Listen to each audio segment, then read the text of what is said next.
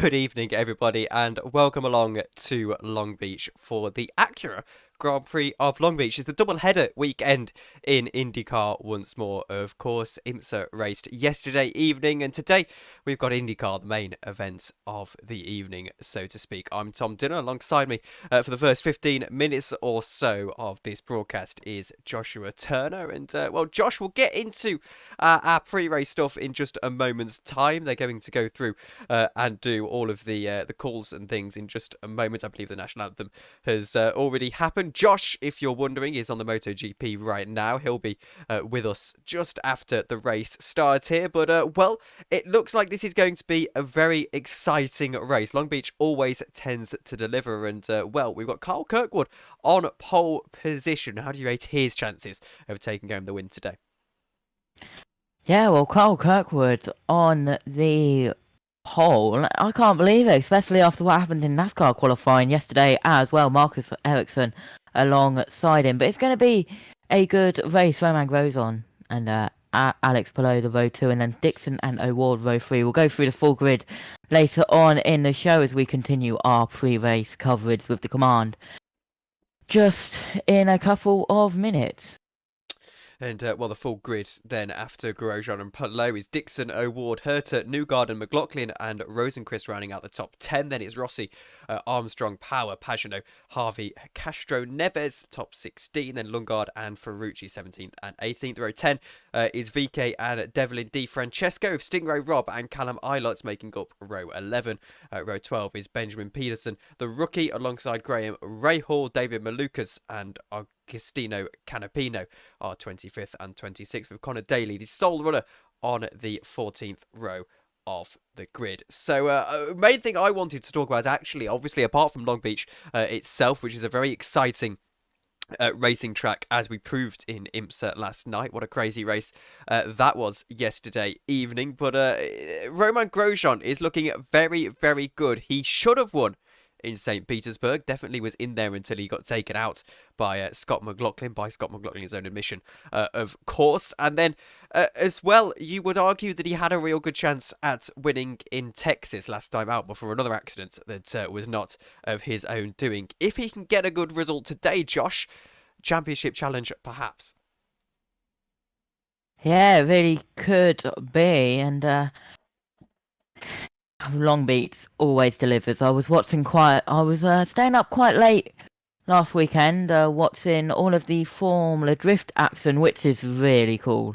And they were drifting around the last sector of Long Beach. As you said, we had IMSA yesterday, which was a good race as well. It's been littered with US motorsport this weekend. Got MotoGP at COTA, which I'm not going to say what has happened, but I'm a little bit angry. Let's just say I'm a little bit mad. And I'm not going to say it because I don't want to spoil, but yeah, it's and then you've got NASCAR at Martinsville, now IndyCar at Long Beach. And that MotoGP race is going on at the moment. If you would like to go and listen to that over on the YouTube channel as well, just click on and you should see it. Joshua Burch is on that at the moment. He will be joining us shortly after the race starts here at Long Beach. We'll talk about tyre strategy and things perhaps a little bit of ways into the formation lap. We're still waiting for this call and things like that to get underway. IndyCar, well, they're typically like this, never on time. I believe we're going to go to the command after this as they're coming back, I think. There we go. So we'll get that for you in just a moment's time. Hello, Synthel, in the YouTube chat. Well, Long Beach has been racing since the 70s concurrently. It's one of the more historic tracks on the calendar for IndyCar. I always put it alongside your sort of Indianapolis, your Laguna Seca, Here we go. and your Road America. Here is your call then for the drivers to start their engines. Time. We ask that you please rise, if you are able, and remove your hats as the soldiers from the Long Beach Army Recruiting Company present our nation's colors.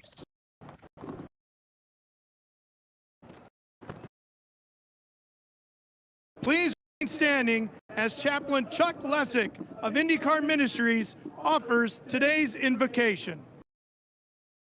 Let's pray. Lord God, to invite you into our race. Thank you both.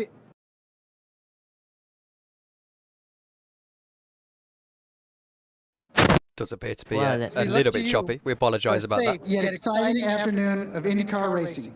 It's in Jesus' name we pray. Amen. NBC's mic might need a little bit of a look at. Here today to honor America with the singing of our national anthem, please welcome Tim Kepler.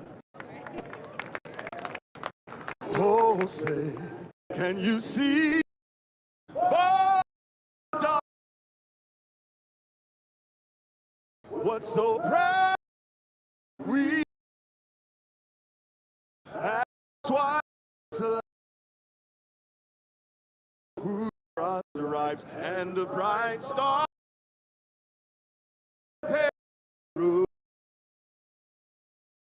Oh, Yeah, we apologise. This is we're clearly so gasoline. barely working. And the Might need to get Josh to start singing it.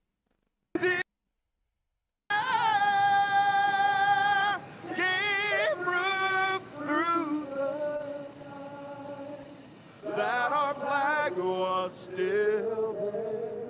Oh, say does that star-spangled banner yet wave?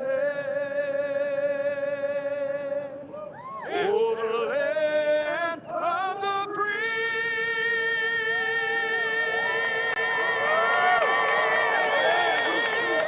and the home of the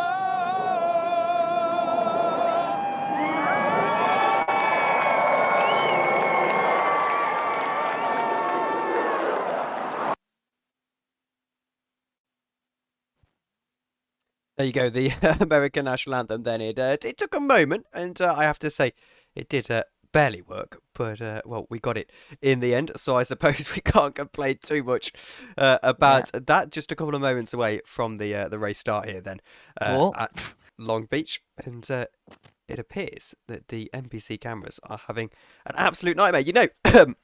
Apologise, battling a little bit of a cold at the moment, but you know, this is a little bit expected. Yesterday, Sky recently they've been covering this new American Football League on Sky Sports called the USFL, and it's basically like the NFL, just a little bit different. And last night, NBC, I think it was NBC, it was either NBC or Fox. So obviously, they provide the pictures, and they forgot to provide a scoreboard for half of the game.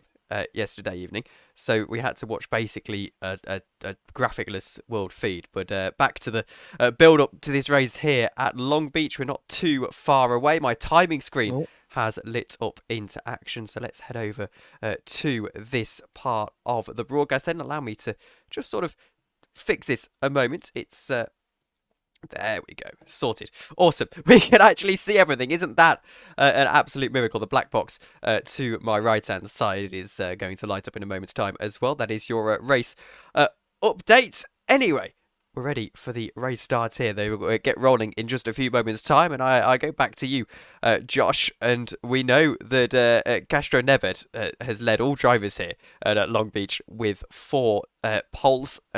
4 pole positions, 4 pole stars, as IndyCar describes it. But he's quite far down the order today, isn't he, Helio Castro Neves? He's sitting down in he's sitting well down the order, actually, isn't he? He's sitting down in 16th position. We know this is going to be a race very dependent on pit stop strategy. How do you see it panning out? Yeah, it really is, and I'd just like to point out that the invocation was NBC's fault, and the national anthem was a little bit of my fault. I changed a little bit of the settings, so hopefully it'll be okay for the command.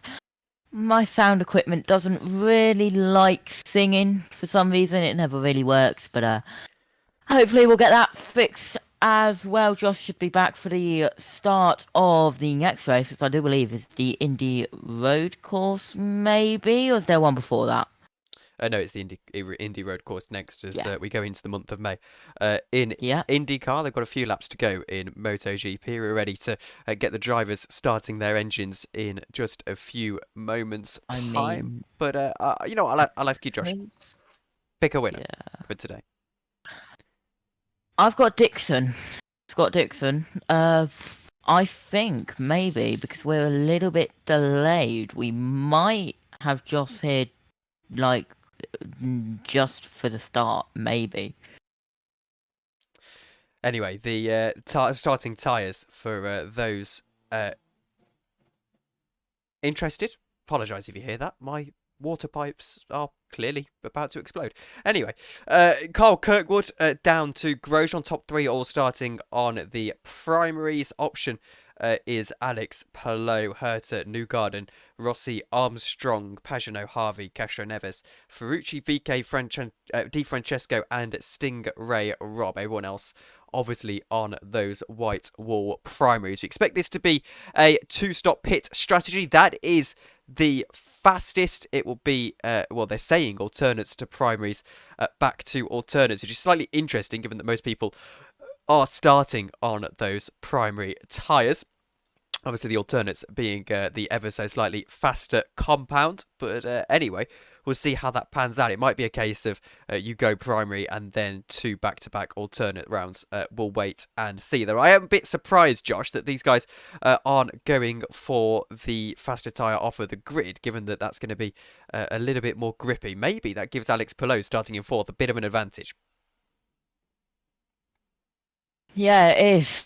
And strategy plays quite a big part in IndyCar. It's maybe an even bigger part than Formula One because ovals. This isn't an oval, but Long Beach, great circuit. And what can I say? I don't want to say the word.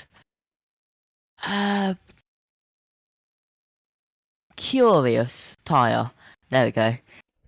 There's some curious and questionable tyre choices, let's say.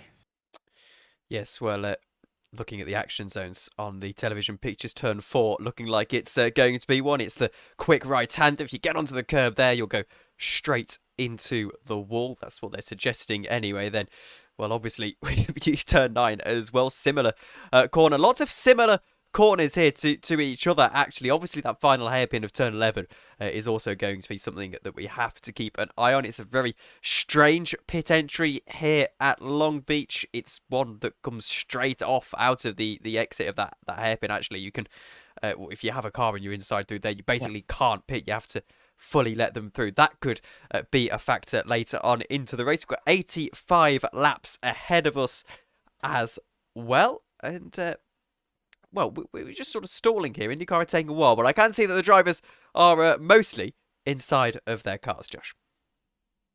Yeah, they're getting ready, just waiting for the command, and keep an eye on turns 10 and drivers maybe diving up the inside into the hairpin at turn 11. That's turn 10 and 11. Great 2 corners to get a good shot up the inside or outside, and we do have a race in between the Indy Road course. It is the Grand Prix of Alabama. That's the April the 30th. Oh yes, of course, the Grand Prix of Alabama. That's from Birmingham, Alabama, as they say, far from the Birmingham that's near me. Anyway, but April the 30th. I was on that one with Josh last year, and I have to say, not my favourite track in the world. But after that, we go to the Indy 500, well, the Indy Grand Prix and then the Indy 500, of course. Then in July, we go to Toronto, Iowa, 2 races there. Nashville, the second Grand Prix of Indy, St. Louis, Portland and Monterey. I was going to say looks to be rounding out the season, but I suspect there's probably another page here anyway. But No. Oh, no, there we go. Monterey. So there's no Laguna Seca on the calendar this year, Josh? Yep, Laguna Seca's ending off the season. Oh, right, Monterey. That makes sense. Well, we are trying to bring you a race here, but in typical IndyCar fashion, we're once again 10 minutes delayed from the half past the hour green flag that we were expecting. Still no sign of the drivers starting their engines or anything like that. But we'll wait and see what happens there. Gone back to all the nice panning shots on the television pictures. So in terms of the championship standings then, let's talk about those. Pato O'Ward currently sits on top. Marcus Ericsson is only 7 points behind him, sitting in second in that number 8 car, with Scott Dixon a little ways back, 15 points in third. And obviously my tip for the championship this year is probably Romain Grosjean, though he hasn't had the greatest start to the season. He does start third today, as we've mentioned. If you are just joining us, you can go back in the broadcast a little bit to see the grid for this race, but he has had a very terrible start to the season through not many of his own doing. Yeah, Romain Grosjean been quite unlucky, let's say, especially in St. Petersburg as well. And I think he crashed out in Texas last time out as well. Let's hope he can finish this race at least and get a good position out of it as well. And I believe we are going for the command in a moment. And yes, we'll let them announce that with the drivers all starting their engines. And well, very eventful race in IMSA last night. If people weren't able to catch that, I will spoil it. So jump ahead 10 seconds. Oh, here we go. Let's go trackside for the command. It's time for those most famous words in motorsports. Here to give the command, please welcome today's Grand Marshal, the center for the Anaheim Ducks, Adam Henrique. Drivers, start your engines! There we go, the command for the Acura Grand Prix of Long Beach, the 48th run-in. One of the more historic races in the IndyCar calendar then. And well, if you go back to my point, if you were watching yesterday evening in the IMSA, pretty entertaining race. We saw a last lap overtake that turned, well, a penultimate lap overtake that turned into Ross Taylor ending up in the wall, as well as a crash. Well, the two cautions actually caused by a crash at that turn one. So my point here, I think, to circle it back, is that turn one is a corner you want to keep an eye out for around this Long Beach circuit. You can so easily outbrake yourself into there without even realizing you've done it, of course. And the entrance to that corner as well is very wide.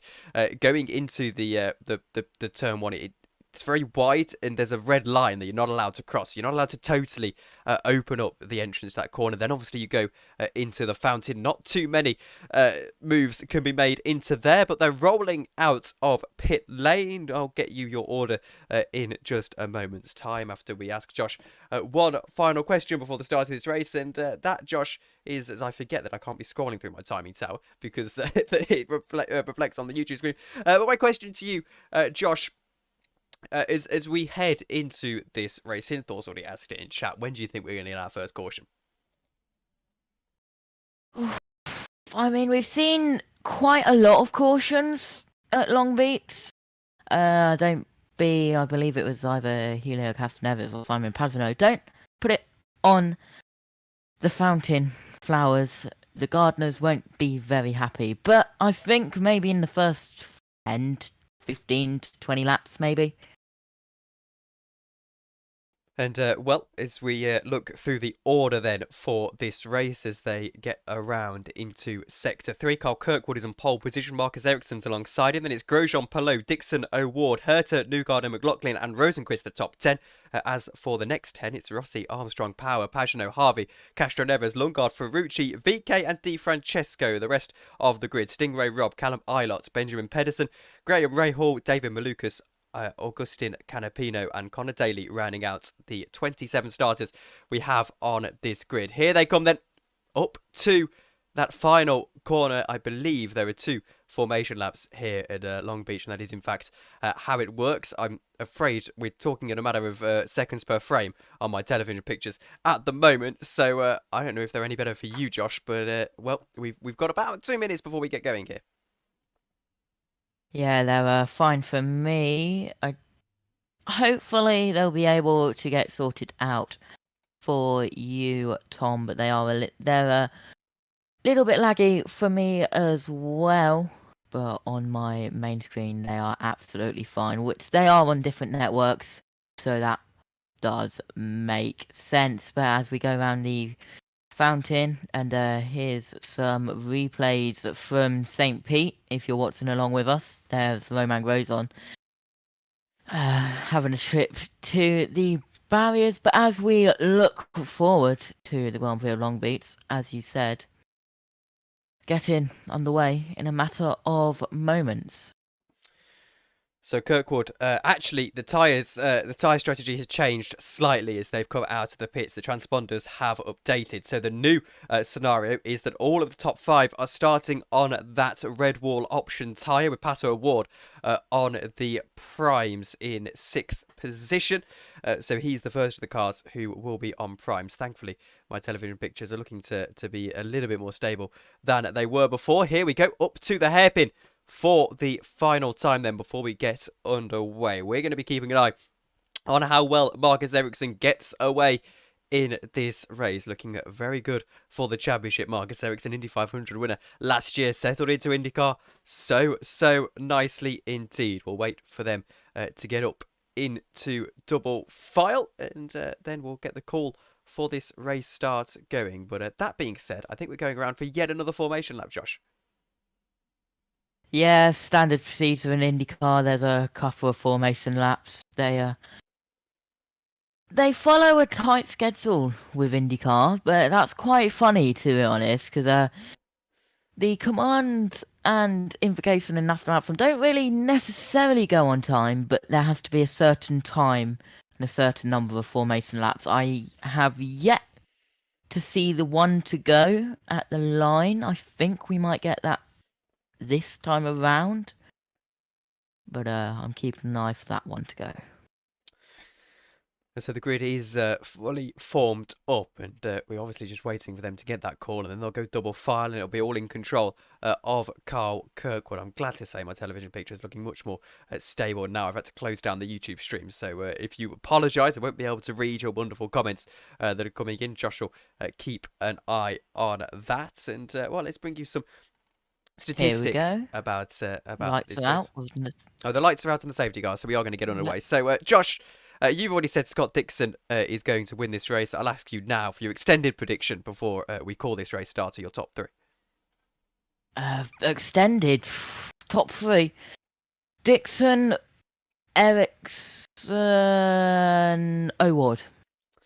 So they are going to go double file, and we'll get underway at Long Beach in just a moment's time. Through they go up into turn 10, then they'll go through turn 11, and that will be the call to get this race underway. Green flag flies at Long Beach, and it's a superb start. Actually, by the looks of things for Marcus Ericsson, actually, he hadn't gone yet, so there we go. Just a bit of a belated start. They come up to the line. Now there is a start. Carl Kirkwood is away very well indeed. Ericsson's going to try and challenge him into turn 1. Grosjean's there. It's 3 wide, actually, down into turn 1. Grosjean on the inside. Ericsson looking to swoop around the outside of Carl Kirkwood down into turn 1. Kirkwood holds the lead. Grosjean holds on to 3rd position. Only just, though, is now up through the fountain section they go. Palou got up to 4th. We've already got cautions flying, and that is why there is a car into the wall at the final corner before the starting line has even started.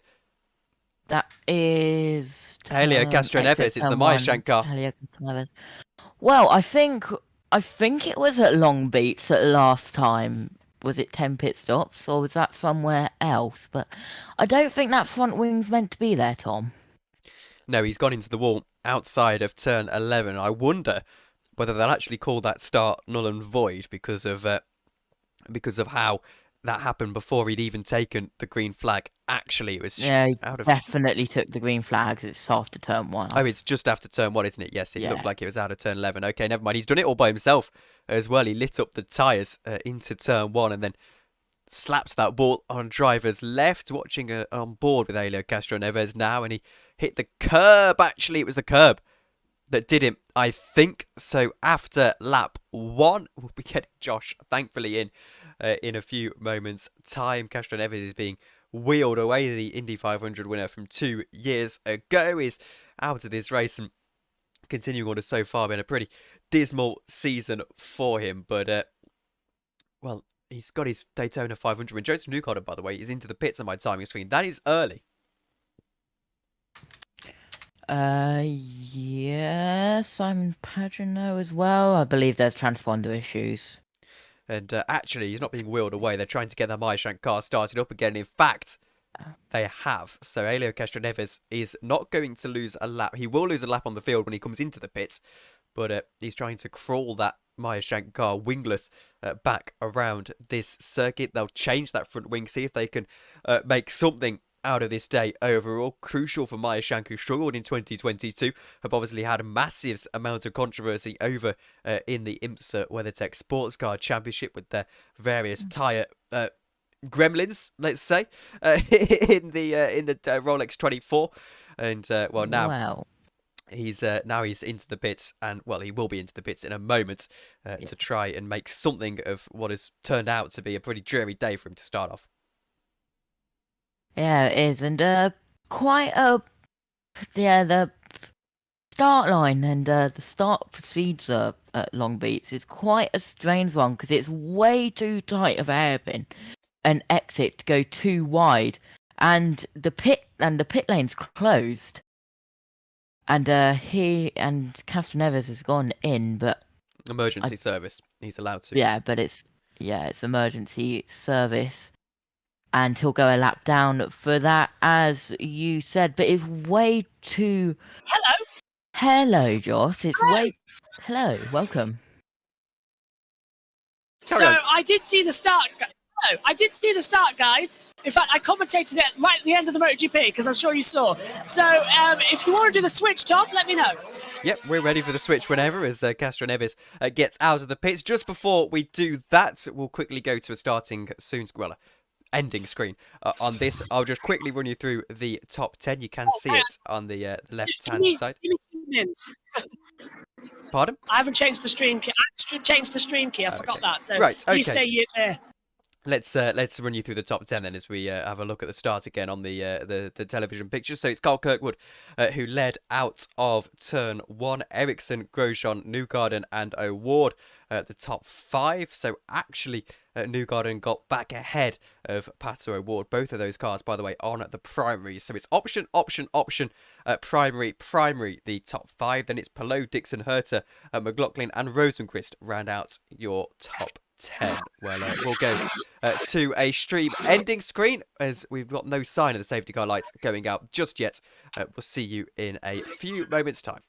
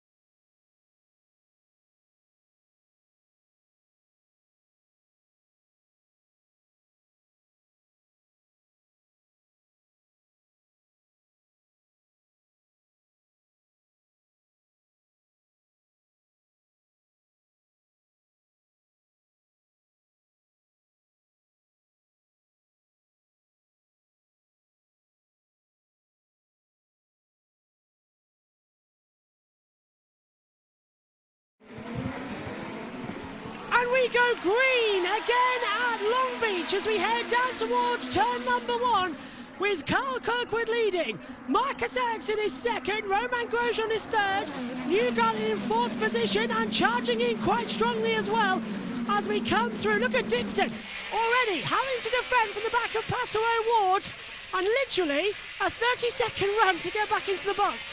Tom, amazing job, my friend. Well done on calling that one. Thank you very much for helping out. What a start to the Grand Prix Long Beach. Yeah, it was a superb start from Kirkwood, actually. Getting off of the line very, very well indeed. It's now just crucial that those 3 option tyre runners at the start. Is down the inside goes Alex Palou. And I think he's got himself up into 4th position, is he not, Josh? He has indeed. Palou's got ahead and made the move. If you're wondering why Josh looks a bit big at the moment, he's just getting the driver tracker sorted. as well as, look at that, Dixon going to the inside as well to get ahead of Pato, wheel to wheel. Dixon goes up into P6. Amazing start to this race so far. But blimey, am I looking that the caution came out again? The second time running, Tom. We've had a caution to take us back. And it nearly worked if it wasn't for the fact that Megan's laptop was still on.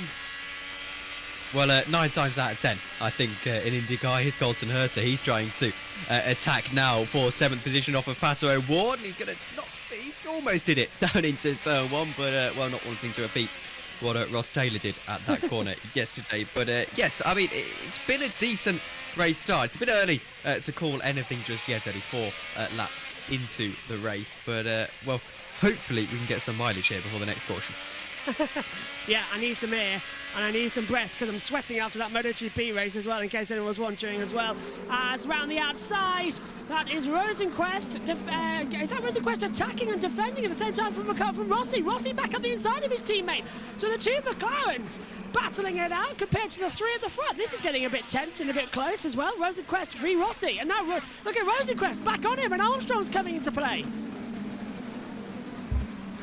Indeed, and well, they're having a right old scrap for that that position at the moment. Up they go through turn 11 once more. And, still no tipping just yet. It is a difficult place to overtake, isn't it, here at Long Beach? There are a couple of overtaking opportunities. It's one of those tracks where you've really got to pick the spot that you want to go for that overtake, because you can't do it everywhere. You can't really come up with overtaking spots. It's pretty much just turn 1 and maybe a couple of the hairpins towards the back of the track. So as Josh tries to get his camera on, Josh, can you hear us? Okay.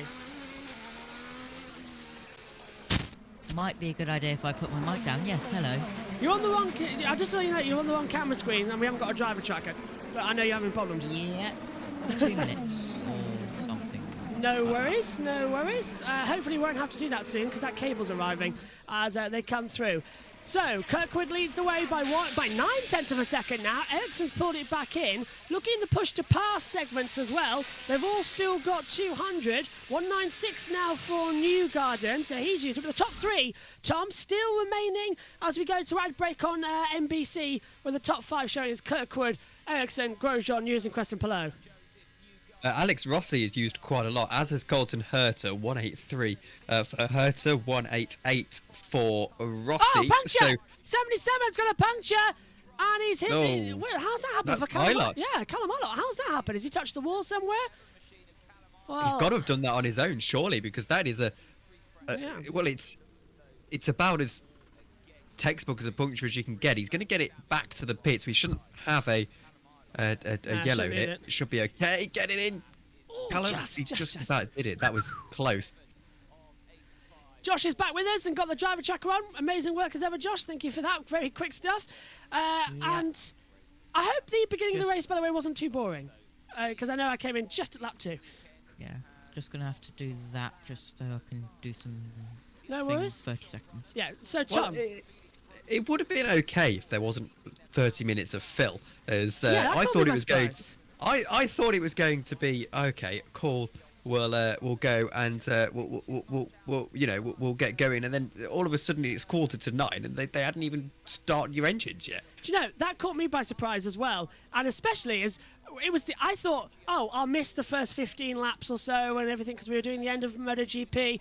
Literally, checkered flag came out, everyone crossed the line, and then we had lap 1. So, and I knew that would happen, so I did the commentary on lap 1 as Eilert comes out the pit lane on new tyres. So I just did the commentary, then we had a crash, and then I came over to you guys during the caution period. So, very bizarre. Oh, here's a move. This is Herta down the inside, and he's got past O'Ward, has he not? Oh, and look at that. McLaughlin's No, it's Eilert. Yeah, and McLaughlin's going to slip through as well on the inside of Rossi, and Eilert's well, that's Eilert in the way, isn't it? Eilert's he was lapping Eilert, my mistake. And there's Rossi getting through, so they're all just slipping through in tricky positions. As on board now, yeah, that's Eilert getting in the way now. He needs to sort of move over ever so gently as well, if not the expression of get the hell out of the way of the running orders. And of course, no blue flags, so he's got to do it all on his own steam as well. He doesn't need to give way to anybody in IndyCar. They don't have the blue flag rule. No, because obviously the wave around procedure is so much more formed than it is in Formula One that it's expected they'll just get back onto the lead lap eventually, as the races are obviously longer in distance than Formula One as well, or at least longer in time. Anyway, I'm not too sure about distance, but regardless, that's frustrating for Callum Eilert, who is now really battling with Helio Castroneves. He's just got to wait for the next caution. Lap 9 of 85 here at the Grand Prix of Long Beach. Carl Kirkwood leading the way. 8/10 behind is Marcus Ericsson. 1.5 is Romain Grosjean. So at the moment, we've got Carl Kirkwood leading from his first ever pole position, followed by 2 ex-Formula One drivers, and then a world champion of Joseph Newgarden as well coming into position. This is going to be insanely good, as I'll just adjust the driver tracker on my side and talk with Josh. What do you make of the start then, Josh? Yeah, it was very good. I think that's all good. Hopefully that's all good to me. All good on your side as well. Having a phone on 0%, putting it on charge like at 8 p.m. and then at 8:15, realising that the plug wasn't turned on. Oh, I've done that. Is very great indeed. As a lap 10 of 85, and here is, I do believe, Callum Eilert. Is this how he got the puncture? Is he? Oh, it's just gone already, Tom. Has it? He's okay there. He's okay. He's okay. He's got a lot of grip, and then into the sort of back straight. He still looks okay here. I think it locked. I think it's already went. There you go. Yeah. It's gone there. I think it went to the fountain. It didn't look like it was moving at the fountain, so I think it was nursing it and then just completely delaminated where you said it did, right here. Yeah, it might have gone there and then fully delaminated there. So that's no doing of Callum's own. I would suspect that what's happened there is he's hit some little bit of debris from Helio Castroneves' car. That's what I would guess. So thanks to Jess to say that we're all good now, as we've changed over. Yeah, now, for those of you who didn't know why we had to do the changeover, it's because I was at MotoGP and there was supposed to be a changeover, but we got very close, so actually I only missed the first lap, which was good. And it's pleased me, and then Tom doesn't get away with it because I've sort of been dropping him in and out. Let's go down pit road quickly. What can they do from here, being off the pace? They had just come down pit road to put on these primaries. They start on the alternates, so we have that for strategy, but it's going to be a long day for Callum. I presume you've got Twitter as well, Josh, by the way, so I'll leave that in your capable hands as they come through. And yeah, Tom, I'm sorry I keep dropping you in here or there just to cover quick little segments. You will get your own shot at a race fully, I do promise you, because there's so much going on this year, as you well know. Well, you know, I was actually very excited to do that MotoGP sprint race, but obviously now yes. I'm on an actual race that I've got to go and race. So it's impossible, really. But I want to do a bit of MotoGP this year. I want to do more ovals. But other than that, believe me, you will have MotoGP because there's a direct clash between Portland and the MotoGP sprint race in Assen. So you will be called into action, Tom. Love Assen. What a great track. Yeah. And also, I'd just like to point out, there's Formula 2s that are clashing with things that and Formula 3s as well throughout the year. So trust me, Tom, you will be busy. Yes, well, exciting stuff. But to sort of bring it back around, 74 laps to go in this IndyCar Grand Prix of Long Beach, the Acura Grand Prix of Long Beach, to give it its full name. John, I don't know if you were able to watch IMSA this weekend.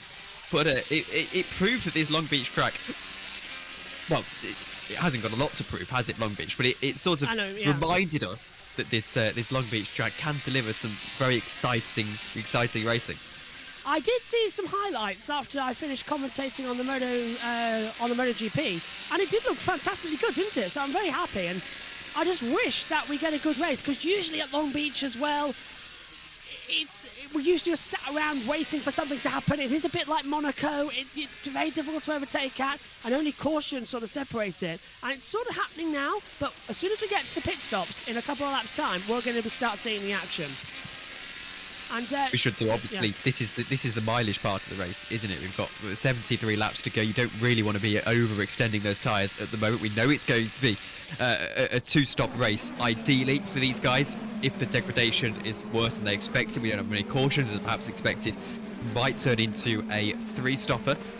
But right now, these option guys, they're lap 12 on those tyres. It's not too long before those options start to fall away from you. Also delighted to say that I got told this week by a very reliable source that Sky have fixed their problems with IndyCar, which is why you're hearing more track noise in the background. So that's great news as well. Josh, you've been hanging around everywhere this weekend as well. Presumably also you watch the practice sessions coming up in the sessions that you've been hanging around. What do you make of Long Beach as well? Is it a favourite of yours? Is it something that you often mark down on the calendar as one of the great sprint street races that we have? I love the circuit. It's great. I said just before you joined, Joss and the pre-show, that I stayed up very late last week watching the Formula Drift around the Long Beach last sector, which was really, really good. Start at turn 9, then go down to turn 10, and then get as close to the wall on the apex of turn 11. It was absolutely amazing. I just love the circuit. It's great. And yeah, I've been kind of everywhere, haven't I? And I can tell you that my sound mixer is back operational. That's brilliant. And it is working after the adventures that it had on Wednesday. And a massive, massive tip: keep the silicone gel that you get in parcels, because it works a treat. Yes, it does. I agree with you there. But I don't know if you saw, Tom, our coverage of the touring car test day. Josh went in. It was very wet. His foot was submerged underwater at the start-finish straight. Good grief! That's more length than I'd go to. It was up to my I'll tell you now. ankle. Well, I have the boot actually here. It was up to like there on it. Deep puddle. Deep It puddle. was really deep. I've just seen a blue flag at the start line. That's interesting. That's not... Blue flag. Blue So flag. there are blue flags in IndyCar. It's just they're purely informational. They're not. Yes. They're not. You don't have a responsibility to move over, but they will show the blue flags just to let the drivers know that this guy behind you is a lapping car. I mean, they do have the rule of command blue flags, but most of the blue flags are just a warning instead of a do it or else kind of thing. Thank you for reminding me. I haven't actually got the app open, Josh, as well, with the command blues. I can't see race control messages. I was wondering why. On my iPad, I didn't have access to that. Kirkwood, though, leading now by 1.3 seconds. We're on board with Scotty Mack as well in the number 3 Team Penske, closing in as well. Is he a realistic shot for the 500? I mean, we've got the test. By the way, Sky Sports is showing the 2 days of inaugural tests for the Indy 500 live as well this Thursday and Friday. I would cover it, but it's my birthday on Friday, so unless USRN are doing something about it, I'm not covering it. I'm having a day off as well. So, yeah, that's going to be fun to see, isn't it? And question for you, Tom, as well, first of all. Is McLaughlin a shot for the 500? Yes, I mean it's early to say, because obviously we've got the element to take into account of we haven't seen these cars really on a speedway yet this season. So it's all about how you get that car together for the specific Indy 500. So we'll wait and see. My personal tip this year, and I'll stand by it, is Romain Grosjean. He's looked so good. So far this year. He's again up there today. He's just had no luck. Maybe he's saving up that luck for that Indy 500. I hope he is. Well, Tom won't be with us for the actual 500 race as well. All I know on that team is me, Megan, and I don't know if Josh is around, because I can't remember where he is on Monaco weekend this year. Monaco Matthew might like to be on that one. Weekend, what date's that? 29th. Are you saying you might actually come on, Tom? No, I said I suspect Matthew might be on for that one. Oh no, Matthew's covering it on USRN himself. No, I thought we were doubling up. We're doubling up on the practice sessions and the qualifying sessions because they are hours in length and it just makes sense. But for the race, we go our separate ways. He does his with Matthew and Seth. We go our way with us on here as well, because it's 2 different shows. Yeah. I always say to him, can we just air both of them at the same time and then later just swap them over so you get the alternative? I think he might. If I'm very kind to him. So 28th of May. Yeah, it's you might be getting confused with 29th of April. Ah, yes. Okay, I thought I was getting confused with something. But I'm available for every single. I don't think I should say this because I know what you're like with putting people on, but I'm going to say it anyway. I'm available for every single session, every single hour, minute, second, millisecond of any Indy 500. And I know I'm going to regret that. Probably will, and I'll make sure you will. But we'll have loads of guests on as well during the 500, which we're showing live the entirety of it as well. As I'm looking forward to it as well. I don't know, Tom. I think we need to talk, me, you, Tom, and Matthew, as to who's getting which parts as well. Because I know Matthew can't do it all, and I know I can't do it all because of some things. So we need to have a group convo and see who can lead what part of the sessions. You know, 28th of May, I'm going to have to rush back from Donington. I went Donington that day. Are you? Why? British GT. Of course, I'm Donington. not- Yeah, 20th. Yeah.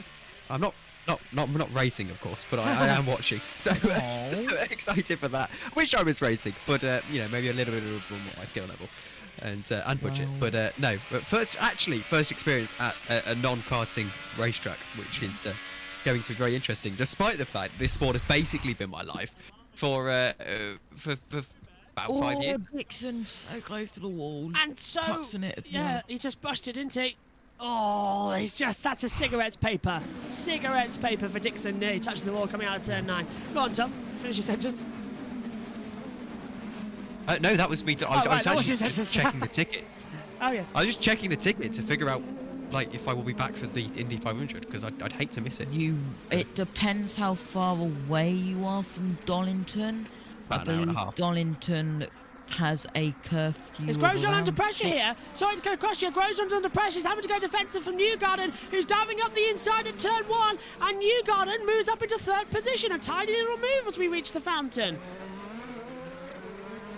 Newgarden's on his way up. Anyway, back to the conversation. Was a tiny move actually, and Romain Grosjean is the crucial thing here is that Grosjean's on the options and Newgarden is on the primaries. So potentially we're starting to see that fall off that we're expecting at this stage in the Grand Prix of those options starting to, you know, become less viable than the primaries. I wouldn't suspect it'd be too long before we see that initial top 5 into the pits, Josh. Yep, this is soon. 19 laps out of the 85. They've got to come in soon. They can't last forever on these tires. Go on, Josh. Donington Park curfew is at 8 p.m. Oh. So you Well, it might... depends where the race ends, Yeah. of course. Yeah, which means 11 a.m. ET is 4 p.m.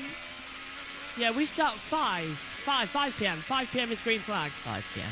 Yeah. 5 I p.m. thought it was 6. I thought it was 6 every year. Do you know, I'm thinking it's 6 now. Why am I getting confused? So, you won't be able to get back through it, Tom.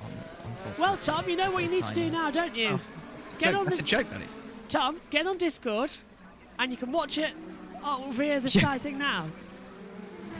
Oh, you know, I'll cancel Donington. Forget it. Done. Well, you've heard it here first. Well, you will hear it here They first, have heard it folks. first. Everyone listening. 7th of May, you might see something on the BTCC. Maybe.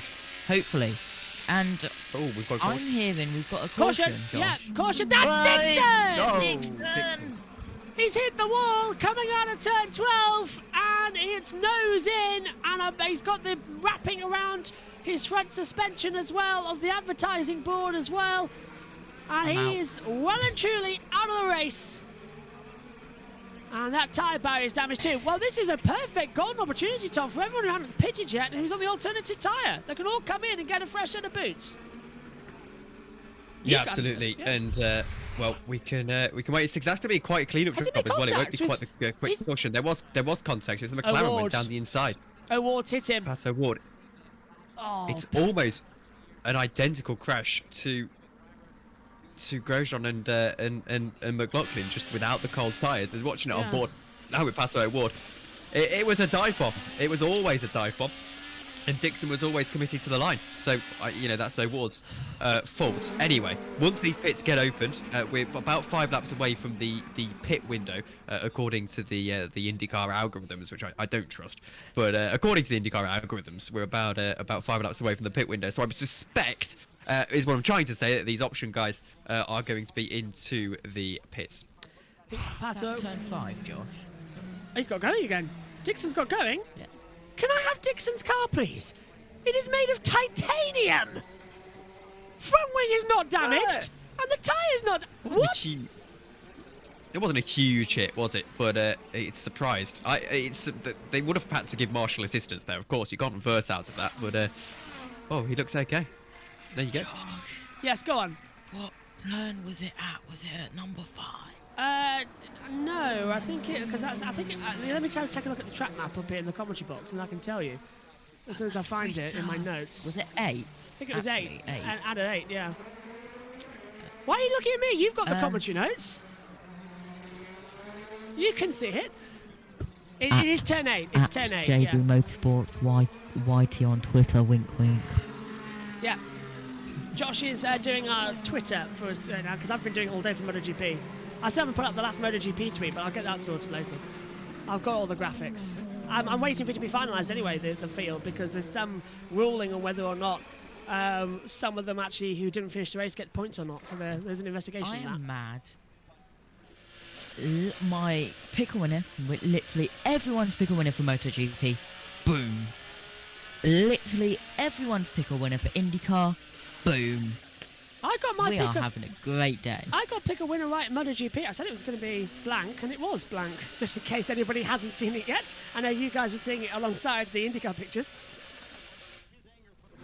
A very, very quick side note, but a very happy birthday to Paul DeResta. It's his birthday today. The devil! 16th of April, yes.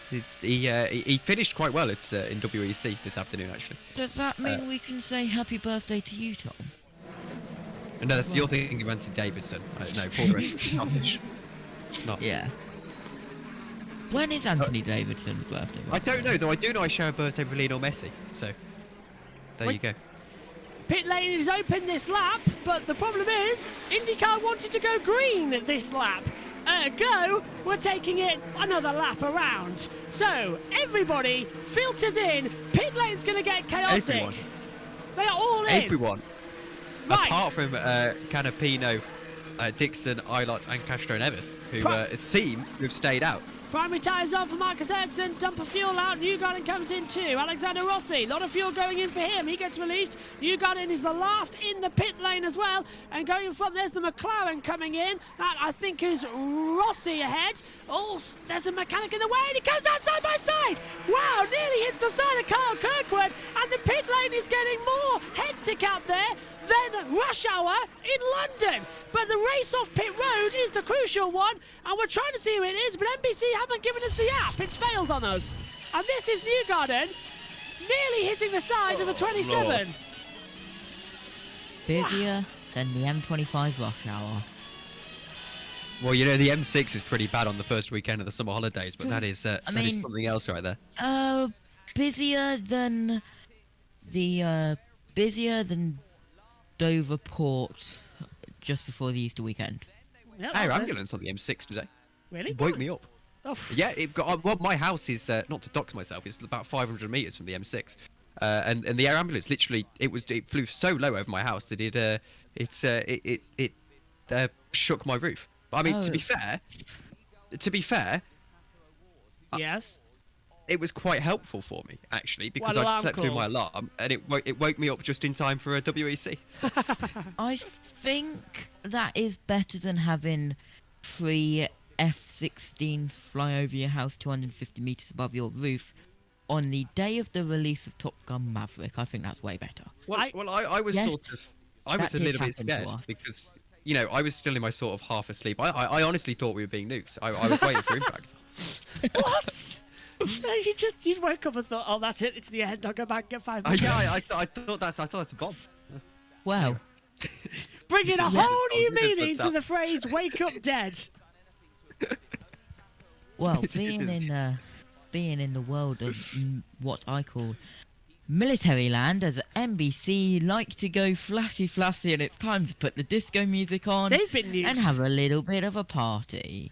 But as being in military land, we have a lot of jets, Typhoons, and stuff, Chinooks, Apache helicopters and stuff like that. But on the day of the release of Top Gun Maverick, there was 3 F-16s or F-18s or something like that they were doing low flights around the UK to celebrate it.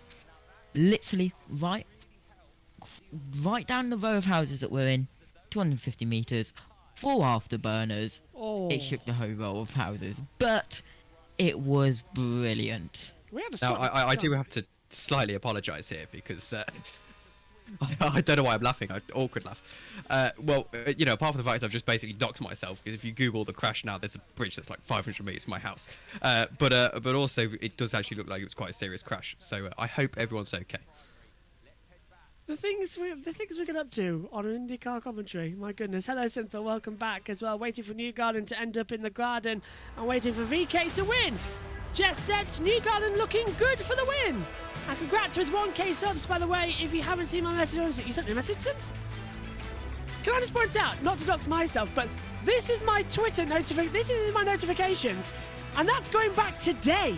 I have not seen my messages today.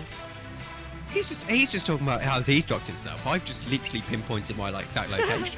I mean, How many notifications have you got, Josh? A lot from, a lot of notifications. I would say some of these go back to Monday. That's how bad I am at messaging. This is why nobody gets in contact with me. I can literally. This is why I had to press read all on my dad's phone, because he had 73 unread messages, which had been there for 6 months. I feel like a dad. Callum Ilot's into the pits, by the way. Oh. I apologise to actually talk about the racing, but Ilot's into the pits. Now, I should mention that we are in caution here. It's at Long Beach, so if you are just joining us, wondering why we're talking about air ambulances landing on the motorway and F-16 fighter jets and notifications and things, there is actually nothing happening, so it's not too bad. Now, just had Newgarden nearly slam into the side of Carl Kirkwood in the pit lane, though. That was on its own. We're coming back to green, though, which is going to be the big moment as well. Tom, take it away. My voice is still dead. He put me on the spot, so it's Alex Palou who is going to lead this field away out to turn 11. They go, and it looks like Palou has gone immediately flying on into the distance. Scott McLaughlin, according to the timing screen, is in second position at the moment. Options for Scott McLaughlin down into turn 1 we go. And I'll tell you now, I don't actually think that timing screen that I'm looking at is totally correct, because it looks like that is Helio Castro Neves in second position. Timings We're are on board wrong. at the moment.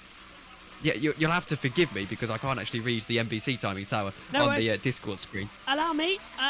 It's Canapino who's in the lead, the rookie, but going out wide there, that is the 72 who's being now passed by Kyle Kirkwood. Newgarden coming in too. The field's been released and they haven't organised it, which is making this very messy. And 3 wide, that's going to be another crash and into the wall with the track blocked. Well, that was always going to happen. We just get it out. That was the That's the McLaren. Is that Rossi going round? I think it was. Well, this is just getting it's O'Ward going round again. Yeah.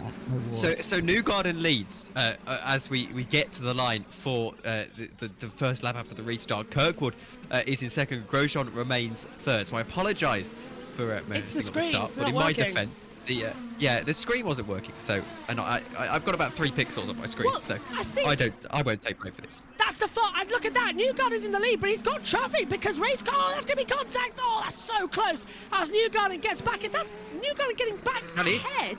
That is Castro Neves. That is Castro Neves. You're right. So it is. Yeah, he's lapped. So the IndyCar have restarted the race with lapped traffic still in between. So nobody knows what the running order is because they haven't confirmed it themselves. So they've just literally restarted the race without ordering them. And now look, they're having to reorganise themselves, and that's what caused O'Ward to fly off backwards and nearly into the wall. Although Scott Dixon's saying it's his just desserts. Look at this, it's getting messy. I think that was the same place that Dixon went off, right? Yes, it was. So it was ironic that O'Ward ended up there because he was the one who put him there. No need for a penalty. No need for a penalty. And now we've got more action coming. Oh, hang on a minute. Wrong time to go side by side. This is Kyle Kirkwood's view of the restart, Tom. And there was just drama everywhere. And, whoa, where the hell did you come from? As they come through side by side on the action zones as well. Tom, talk us through it. Sorry, Megan's just appeared out of nowhere. down into hit the McLaren, or the McLaren hit someone. It locked up the rears, and that was just nasty. Everyone's okay and able to keep running. It was down the inside. It was, again, it was an optimistic move from the McLaren. You can't make that move into that corner. Megan's joined the commentary and literally frightened the life out of me. I was just putting the rubbish out, and I heard through a thing that there was a crash. Yeah, it was the McLaren going off. But and I want to know who Is was. that Grosjean passing Carl Kirkwood, or is that Grosjean passing Castroneves? Not that the timing screen's going to help us out here on that one. Really testing my knowledge of the spotters Hello. guy here Yeah. that I haven't looked at. That's Castroneves getting passed now as well by McLaughlin. Okay, and that's the 18 going straight on down at turn number 1, which Got a is... break in front wing as well. David Malukas, yeah. So, all action coming through. Megan. So What? Callum Ilott hasn't been waved through. He's leading the race, and he's leading this train and has got better pace than Newgarden. He's pulling out a gap, but it's weird because we don't really know what's going on. The order seems to have sorted itself out as now goes Ericsson down the inside of Rossi. That's a very nice move down into turn 1. So the order as we stand is Newgarden, Kirkwood, Grosjean, McLaughlin and Herter.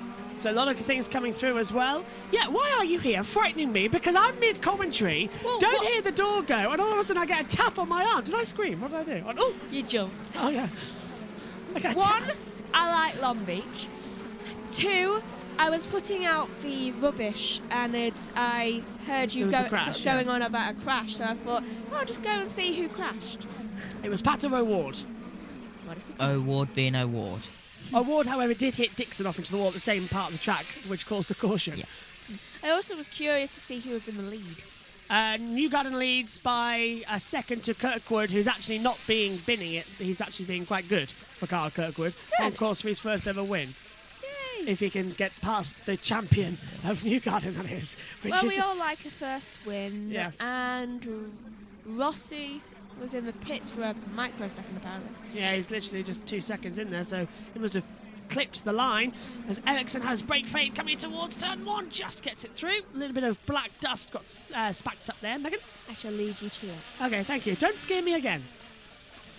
No, you're not. Yeah, okay. I want to scare you again now. Okay. Next time you come in, bring an air horn. We don't have one, do we? No, we don't, unfortunately. Just come in and scream at the back of the commentary box. That'll I'll probably come in and I'll whack you with your umbrella. Okay, thanks. Oh Bye. no, not the umbrella again. Or at least it's not the dreaded kitchen roll which happened. Yeah, I forgot about That that. one. Actually. I forgot you threw kitchen roll at me. Well, Right. Bye-bye. it was a day of annoyance. Can we get through now? We've got a race to commentate on here. Okay, bye-bye. Bye-bye, Megan. Sorry, thank you. You can go away now. Stop scaring me. Anyway, you're not here anymore. IndyCar ended. Out you go. Out. Bye-bye. Right, 30 of 85 then here at Long Beach. And we're around about an hour in as the action continues. Newgarden leads, Kirkwood, Grosjean, McLaughlin, her to the top 5. And so far, we were sort of denied, weren't we, Tom, a first pit stop under green because of that. So we still have got the same processional racing coming up. It is turning into quite a procession, isn't it? It's a change from the massive IndyCar Texas race we had a couple of weeks ago. Though I suppose it is an oval. We're on board right now with Kyle Kirkwood on the television pictures. Though I say that, no, we're actually not, to my knowledge. One of the Cyrus XM cars of Helio I think Castroneves or Simon Pasno. It's one of the two. Do you know what? This race is impossible to keep up with. What It is. colour was the It was Cyrus the arrows XM. being Halo? We didn't see it. It was black. Which means it's Castroneves. So that was. I Castro. apologise, viewers. I'm having a bit of a difficulty picking up the car today because the order is all messed up. Do Honestly, you want a really good tip of how to Yes. tell the Cyrus XM cars apart? Yes. Castroneves, black top half, pink bottom half. Padsno, pink top half, black bottom half. I'm getting that written down. I know we're on board now with Pato O'Ward because he's got the lollipop on the top as well with the Mexican writing. Ergo, we all know who he is, which I thank him every single time. I love that fountain. I love it. It's the golf course fountain as well at Long Beach as well. And there's a little Wasn't garden. that the one who was it? Caston Neves. Yeah. Oh, I think so. He ended up in it last year or something, or a year before that Yeah. as well. Decided to upset the Gardeners, which I would not do.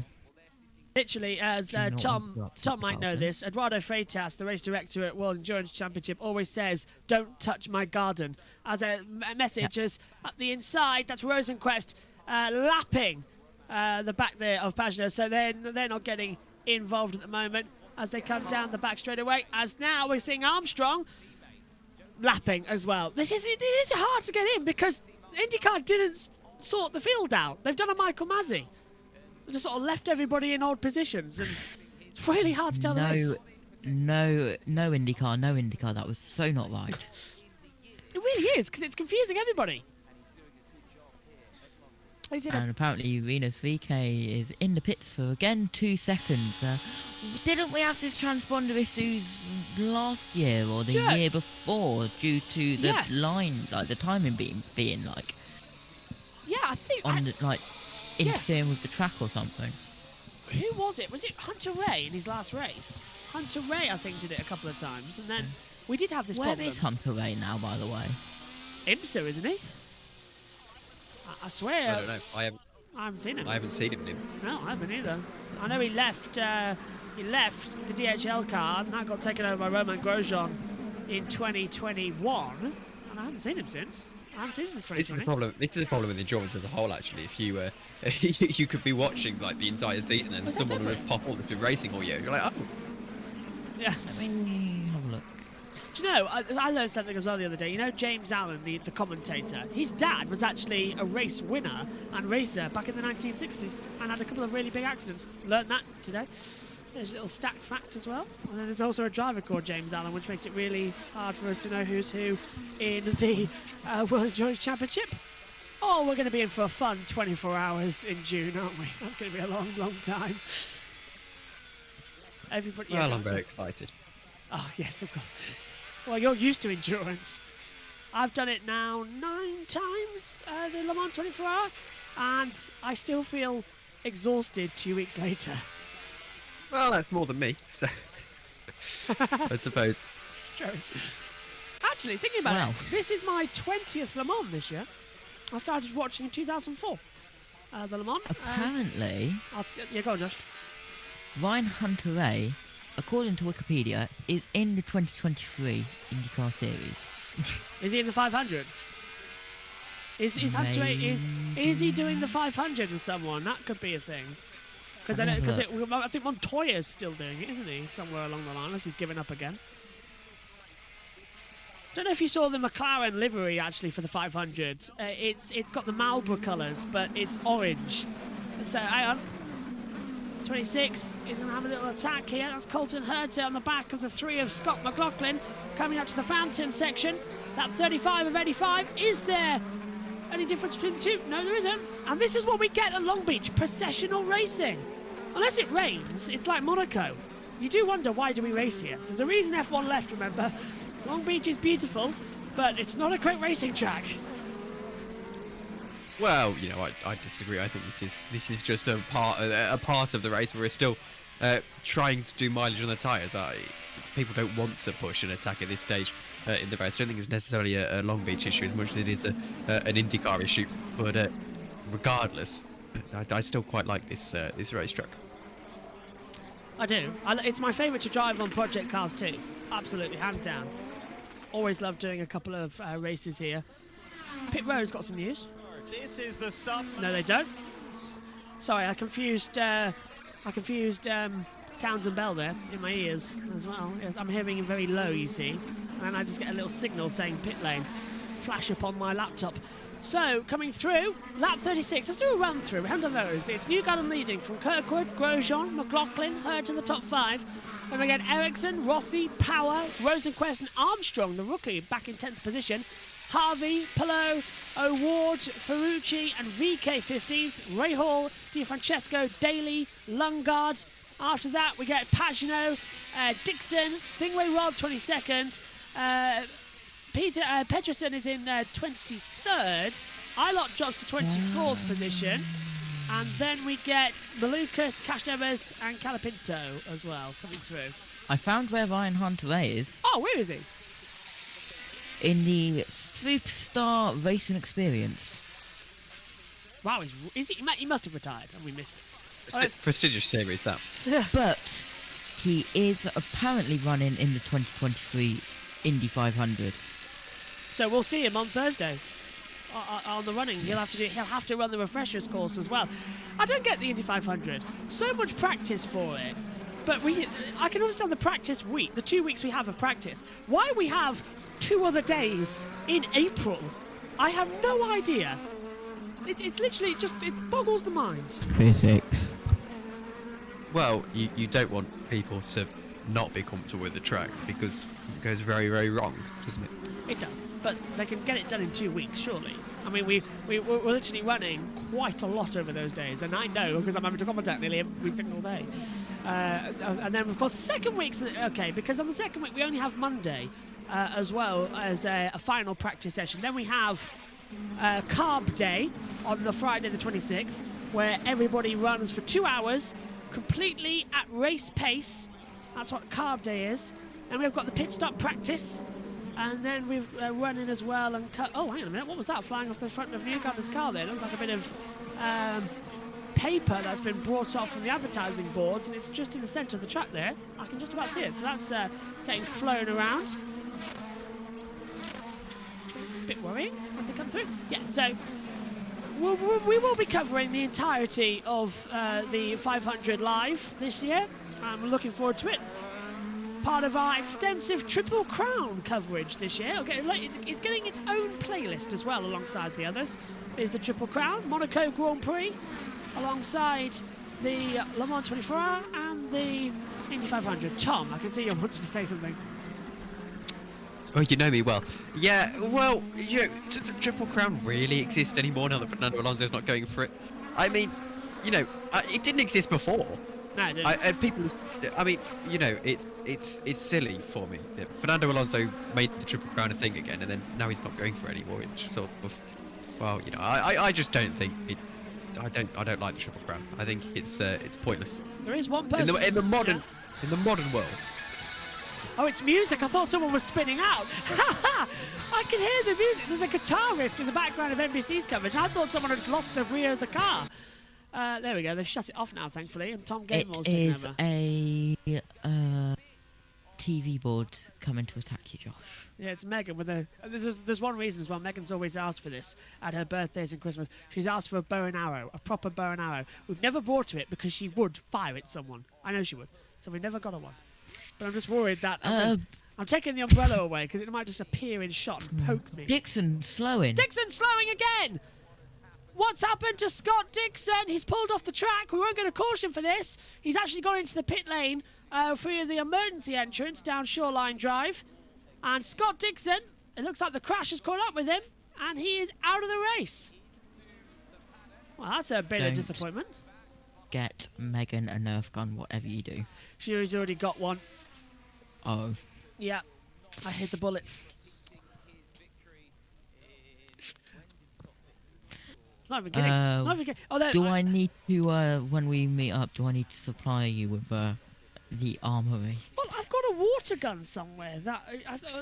Don't do that in the commentary box. That is a bad idea. Who is it? Do you know, I had it and now I've lost it again. I'm going to have to go find that because it's coming up to summer and me and my friends always like doing some water guns down at the beach. It's a nice evening.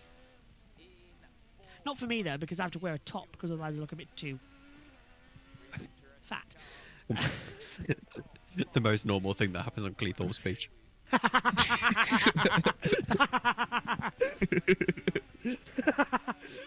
It is actually. Do you know, just while we've not got a caution out as well, we're just waiting. Do you know, two of my friends walked out to where the tide had gone out, and they were like at least half a mile away from where me and my other friend were standing. And I was talking normally like I am now, and they came back and said, "We could hear you crystal clear, just you, crystal clear over there." And they repeated everything I'd said. So my voice travels with the wind, it seems. Well, let's just say I think that's At least you're not trying to make Cleethorpes Beach look like Bahrain. Oh, sorry, what did I say? Nothing. I tried that once, regretted it, never did it again, because you can't make Bahrain look like Cleethorpes Beach.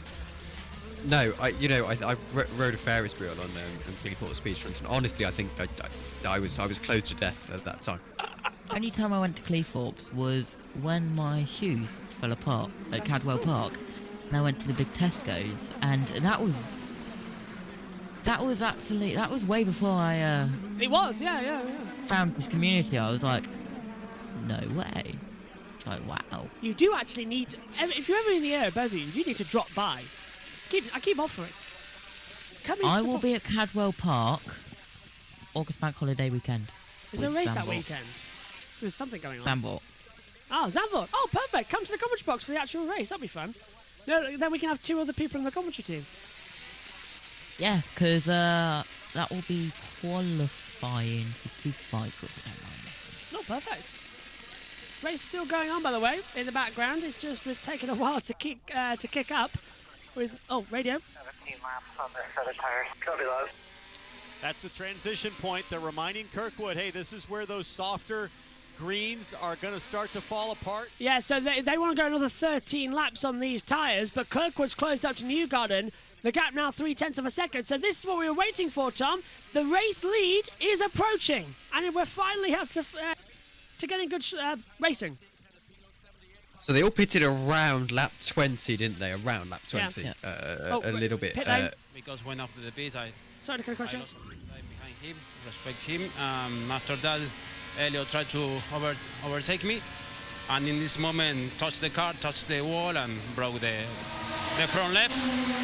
Bad luck because it's a shame because we have a good car today with the black tires, but it's race. This fast rookie is out. That contact with Castro Neves broke something, Lee. That's his first hiccup. Oh, so out of the race then. Right. More cars. I've Out. Go on, Josh. I've just realised.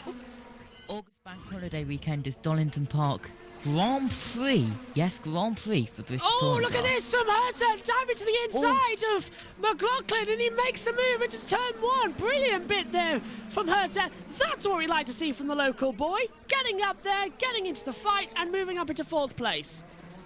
Yeah. But we'll see fights now, Josh, because it's about 20 laps into this stint for the option tyre runners of Newgarden, McLaughlin as well. So we're going to start to see people making those moves, and that's exactly what we see now. Is here goes Marcus Ericsson down the inside of Scott McLaughlin on the option tyres. There we go. Those tyres are starting to run out. It won't be long before we see our second phase of pit stops in. You saw nothing at the driver traffic, Josh.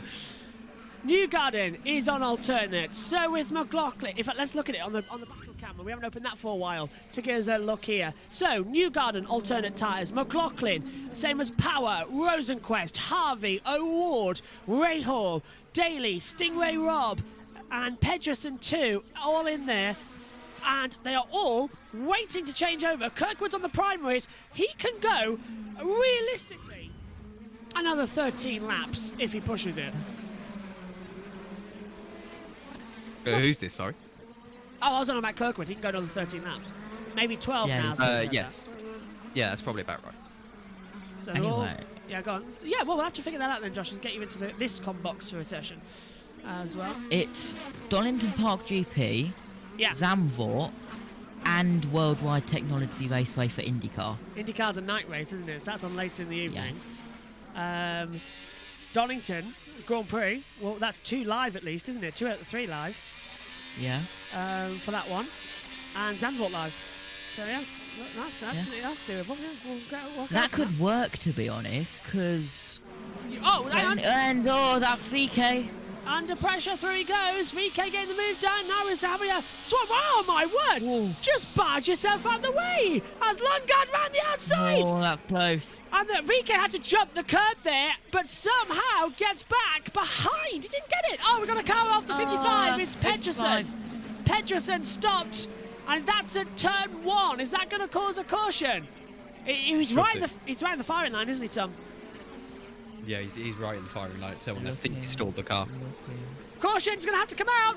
Why isn't it? Because that is in the braking zone for turn 1. And if he's completely stalled it, then the car locking up is going to wipe him out. quicker than He's putting his Kings. hand up. He's asking for assistance. Oh. They've put a marshal onto the track with a little trolley. Oh no! Well, I don't know do what you that. start going to do. Where's the caution? It's not come out yet. Is he just going to lock up? He just runs off. That's a really bizarre one. It is turn one as well. That's the thing. They're going to have to throw this caution. Oh, I don't like that. They've put the marshals out. They're pulling him back behind the barrier to refire him. That is so dangerous. That is right in the firing line of the fastest part on this track into the braking zone. And you have a stranded car and marshals out there still under green flag conditions. The local yellows are out.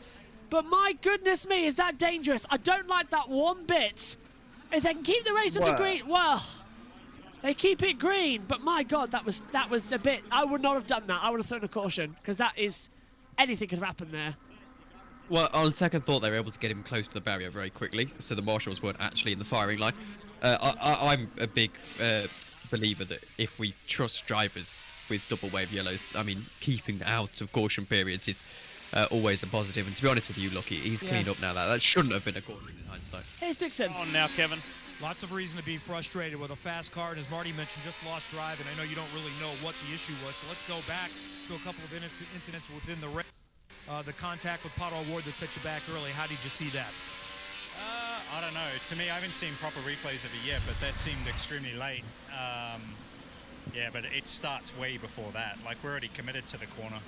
Like, I understand there's tire deg and all that kind of stuff going on, but, you know, I wouldn't have chosen to do that. But if that's how the series wants us to race, then I guess it's all gloves off from this point, and that's how it would be. So, yeah, disappointed with that, and then, you know, I don't know what happened at the end there. We kind of just passed the 60 car, I think, and then lost drive after that and got back to the pits. So frustrating day. You know, it's going to be hard on the strategy Power that going, we were. making the Plus move. the start was a complete joke on as well. McLaughlin. So, you know, I don't know what they're, you know, calling up there, but, you know, it seemed like row 6 or 5 went way before even the leader did. Thanks, Scott. Sorry you're out early. Herters attacked by Ericsson, but holds off for 4th position. Meantime, Power has passed McLaughlin for 7th position. Top 5, Newgarden, Kirkwood, Grosjean, Herter and Ericsson as we're on lap 47 of 85 here of the Long Beach Grand Prix. Long way to go yet, but it's actually flying by. 39 laps to go. Not that much here at Long Beach. They're just trying to hold together as the field begins to close back up. As Tom kept saying, everyone on the alternate tyres now going to start failing, and everyone on the primary tyres is going to jump ahead. And there's a move going on down there by Armstrong, making the move of McLaughlin. McLaughlin's on those alternate tyres, and he's dropping.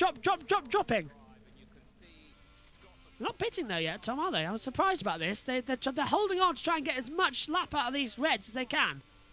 Will they want to go to the end on the 2-stop with the primaries? That would be the plan, wouldn't it? It's a long way to go on that, isn't it? 30-something laps, 36 laps if they do it. Oh, and Rahal pits. Rahal's into the pits, yep. Has to be a 3-stopper. Can't go 38 laps on those tyres on the primaries. It's not possible. This is screaming a 3-stopper to me. But the IndyCar graphic, as you like, Tom, is saying that it's a 2-stopper. That's what we saw earlier on from the predictions, but you don't believe it, I don't believe it. Well, I did you a favour, Tom, with doing a little bit of paint 3D for you. Did you tear it up? No. I blacked out the win rate for him. We'll let the viewers into this. So we were given a graphic that was talking about the race strategy prediction powered by NTT. Because we all know that NTT actually personally powered that. And it wasn't created by some media intern at IndyCar. And they've put the win percentage, like the win chance, on there. And how is that calculated? Like, all you have to do is say, this one's faster, this one's slower. Not 75% win chance of this. Yeah. Like, how? It's pathetic. It makes zero sense. It doesn't actually want to put anything into it. Now we've got the Pedersen's car there as well, just holding up Kirkwood. It's cost him that second now. The gap was 3/10. Now it's down to 1 point. Now it's over a second now, actually, on the board. 1.1, and he's fallen back into the clutches of Romain Grosjean. Grosjean's never won an IndyCar race.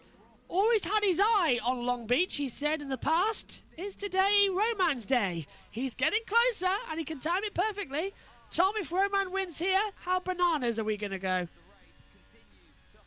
Well, it'll be interesting for him. It's not going to be easy, though. He's still quite a ways off. Carl Kirkwood up next, of course, and I would suspect him to be able to make this move. Obviously now, Joseph Newgarden is slightly holding them up, so it's 6 tenths between Kirkwood and Grosjean, 7 tenths between Kirkwood and the race lead. So it's going to be interesting to see if Grosjean can send a move on either of them. I sense, though, Josh, this is his window right now, because he's going to be slow towards the end of the race, assuming that he'll be the one on the option tyre at the end when they start to degrade.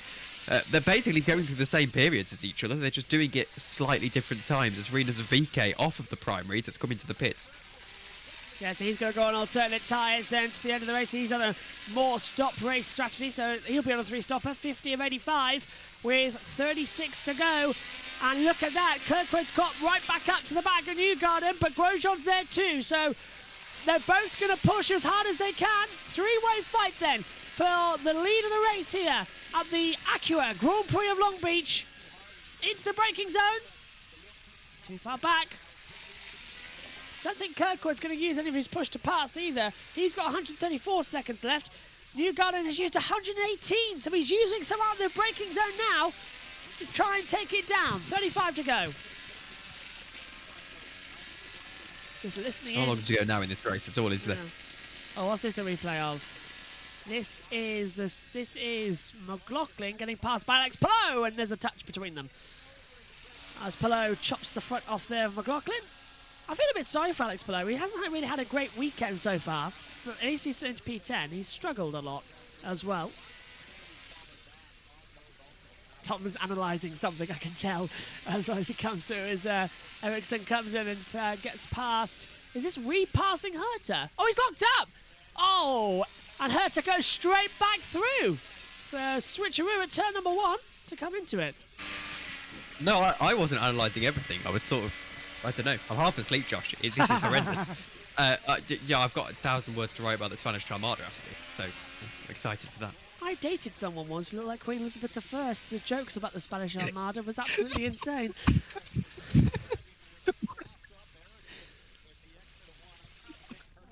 And there's a move going on down there as we see Dillon Di Francesco under pressure as well by Christian Lundgaard. Lundgaard's going to slim back round the outside, now swaps to the inside line and move further on ahead as well as Ferrucci gets ahead of Award for 13th position, and Dillon Di Francesco loses out as well his position to Lundgaard further back. So, oh, and Ericsson's passed Herta again. So they have changed over in positions as now it's getting feisty. And now look at this, Herta's right in the back of Ericsson again. I mean, I have strange anecdotes, Josh, but that tops them all. I think we might have just lost Tom. That's got to be the most random anecdote I think I've ever heard.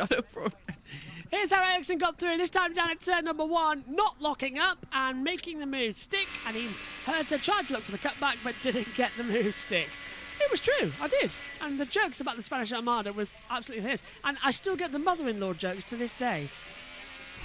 About the mother-in-law, about as well, don't lose her head and all that lot, and she had a short temper and all that lot. The jokes I get. Joseph Newgarden's in. Right, Newgarden pits. He's on the alternative tyre, so that's promoted Carl Kirkwood to the lead on the primaries, with Romain Grosjean second. Ericsson will be third. Herta now goes to fourth. So this is an opportunistic move from Newgarden. He's going to go into the primaries now to take it 33 laps to the end. Well, someone even say that the in-laws are on the chopping block towards the end of all of them. Award pits as well. I've got to be really careful now because as they come in, I've got to be really careful what I say. Really careful. Because I can't let the person who it is know it's them, and I'm going to make them think it's somebody else. Which is difficult. Hello, by the way, if you're watching. Yeah, sorry. Hello. You might be, actually. Well, I mean, Hello. you don't want to get demonetised just over 24 hours after you got monetised, Josh. Award pit, 7.6 seconds. Daly's having 13-second stops. What's he going on there? As his time has stopped, Carl Kirkwood's coming across the control line and sets the fastest lap of the race on a 107.971. Daly's stop time is unbelievable. He's at 30 seconds. There must be wing damage that we haven't seen. I would love to see Daly's car, please. Because he's over 35 seconds now as Grosjean pits 2, as does Rossi. And Peterson's in 2. Yep. Onto a new set of primaries as well, Grosjean. Marcus Armstrong is in the pits as well to get get updated to the newest iOS version. I like that one. As they come through, that's Rossi getting changed over from McLaren on the NTT data car. New aero screen. How much fuel gets pumped in? 7 seconds? 8.3. But it's only 6 seconds worth of fuel getting pushed in. 48.5. This is looking good. Oh my God, for Daly, that's his race done. VK is at 49, 50 seconds. So what's happened with VK? We know he touched the wall at one point, but he's Simple look away. Yeah, VK's got a lap down now, by the way, everyone. So VK's now a lap down. Herta and Ericsson pits. And Kirkwood. And Kirkwood. Yeah, race leader's in 2. It's not gone green on our, it's not gone red on our screen because he's currently the fastest man on the circuit. He did that lap time coming into the last corner. Grosjean then has a chance here to take the lead of the race, but he's going to have to push hard because Newgarden's behind him, and Newgarden is back on primary tyres. As Tom mentioned, Grosjean is on primaries as well. Herta pits pushing through. Palou takes the lead. Oh, it's going to be close. Where is Grosjean? Kirkwood's coming out of the pit lane now. Power 2, Ericsson, Herta, Ferrucci, Rahal. There is Grosjean. Does he take the lead? Does he take the lead? There's the pit exit. And it's not. I don't believe it. But don't forget, Kirkwood is cold tyres. As Ericsson comes out in net 4th. Behind, well, he's ahead of Power, that's for sure. It's weird. Look, come on, Roman. Push hard. I don't know who we're ready for. Carl Kirkwood for a first win or Roman Grosjean for a first win. We're being treated here. His tyres are at temperature now. Grosjean's going to have to do this on the track. 2 minutes 12. Both primaries. Both on primaries, yes, that's the end of the race. Alex Blow pits, as Josh mentioned as well. Mike wasn't really clear there, but we have got out of the pit lane now, Venus VK. Apparently Palou's in the pits. Yeah, he is coming in. My screen. 2 seconds. As is Ilott and Stingray Rob. Sorry, Josh. 2 laps down now, by the way, is VK. And he's still in the pit lane, guys. VK is still in the pit lane. Look at that on the time comment. So is Caprio as well. And Ilott too, as we're watching him now on the screen. This is Palou. So Kirkwood leads, Grosjean 2nd, Newgarden 3rd, Ericsson 4th, Herta 5th, Rossi 7th, Power 8th. Nothing has changed. Don't know what that cameraman was thinking. Just realised, guys, you could have used it as is that for position? I don't. That's think Palou it coming out of is. the pit lane. Yeah, that's Palou out the pit lane. But the lap 1 turn 1 meme could have been used. Oh yeah, at the start of his race. That's true. Yeah, that's true. Kind of. I've just got a text from Megan saying definitely a kind of a Wreckfest meme. Yes. Kind of not a Wreckfest meme. Interesting to see that Grosjean isn't exactly pushing Carl Kirkwood to the line here.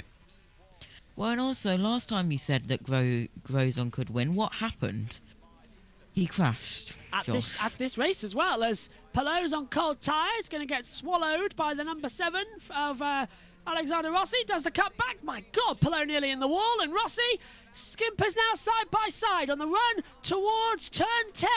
Late on the brakes, and through goes Rossi to 6th position as we approach Shoreline Drive. And the Queen Mary's looking in the background as well, actually, so that's quite funny. Because Queen Mary, Queen of Scots as well, and my ex did actually have a sister. Well, Mary Queen of Scots, I'll have you know, is not Elizabeth I's sister. You're thinking Mary cousin. I. Yeah, sorry, cousin. Queen of Scots was the cousin, wasn't she? Okay, well, Mary the First. Either way, there was many Mary jokes going around as well. In fact, the entire family were. How does one look like Elizabeth I? Is this a case of someone was? I'll send you a photo later. Although I've really ginger. No, I've got to shut up now because if I go into more details, they'll know exactly who they are. Because I've really... I should stop pressing you. I am just gonna stay on the sidelines here. Megan is texting me saying I'm playing a very dangerous game right now. I'm not allowed back on now. I'm about infants. No, it's fine. Anyway, lap 57 of 85 coming through as well to distract from the mayhem at the moment. Kirkwood leads by 1.5 seconds to Grosjean.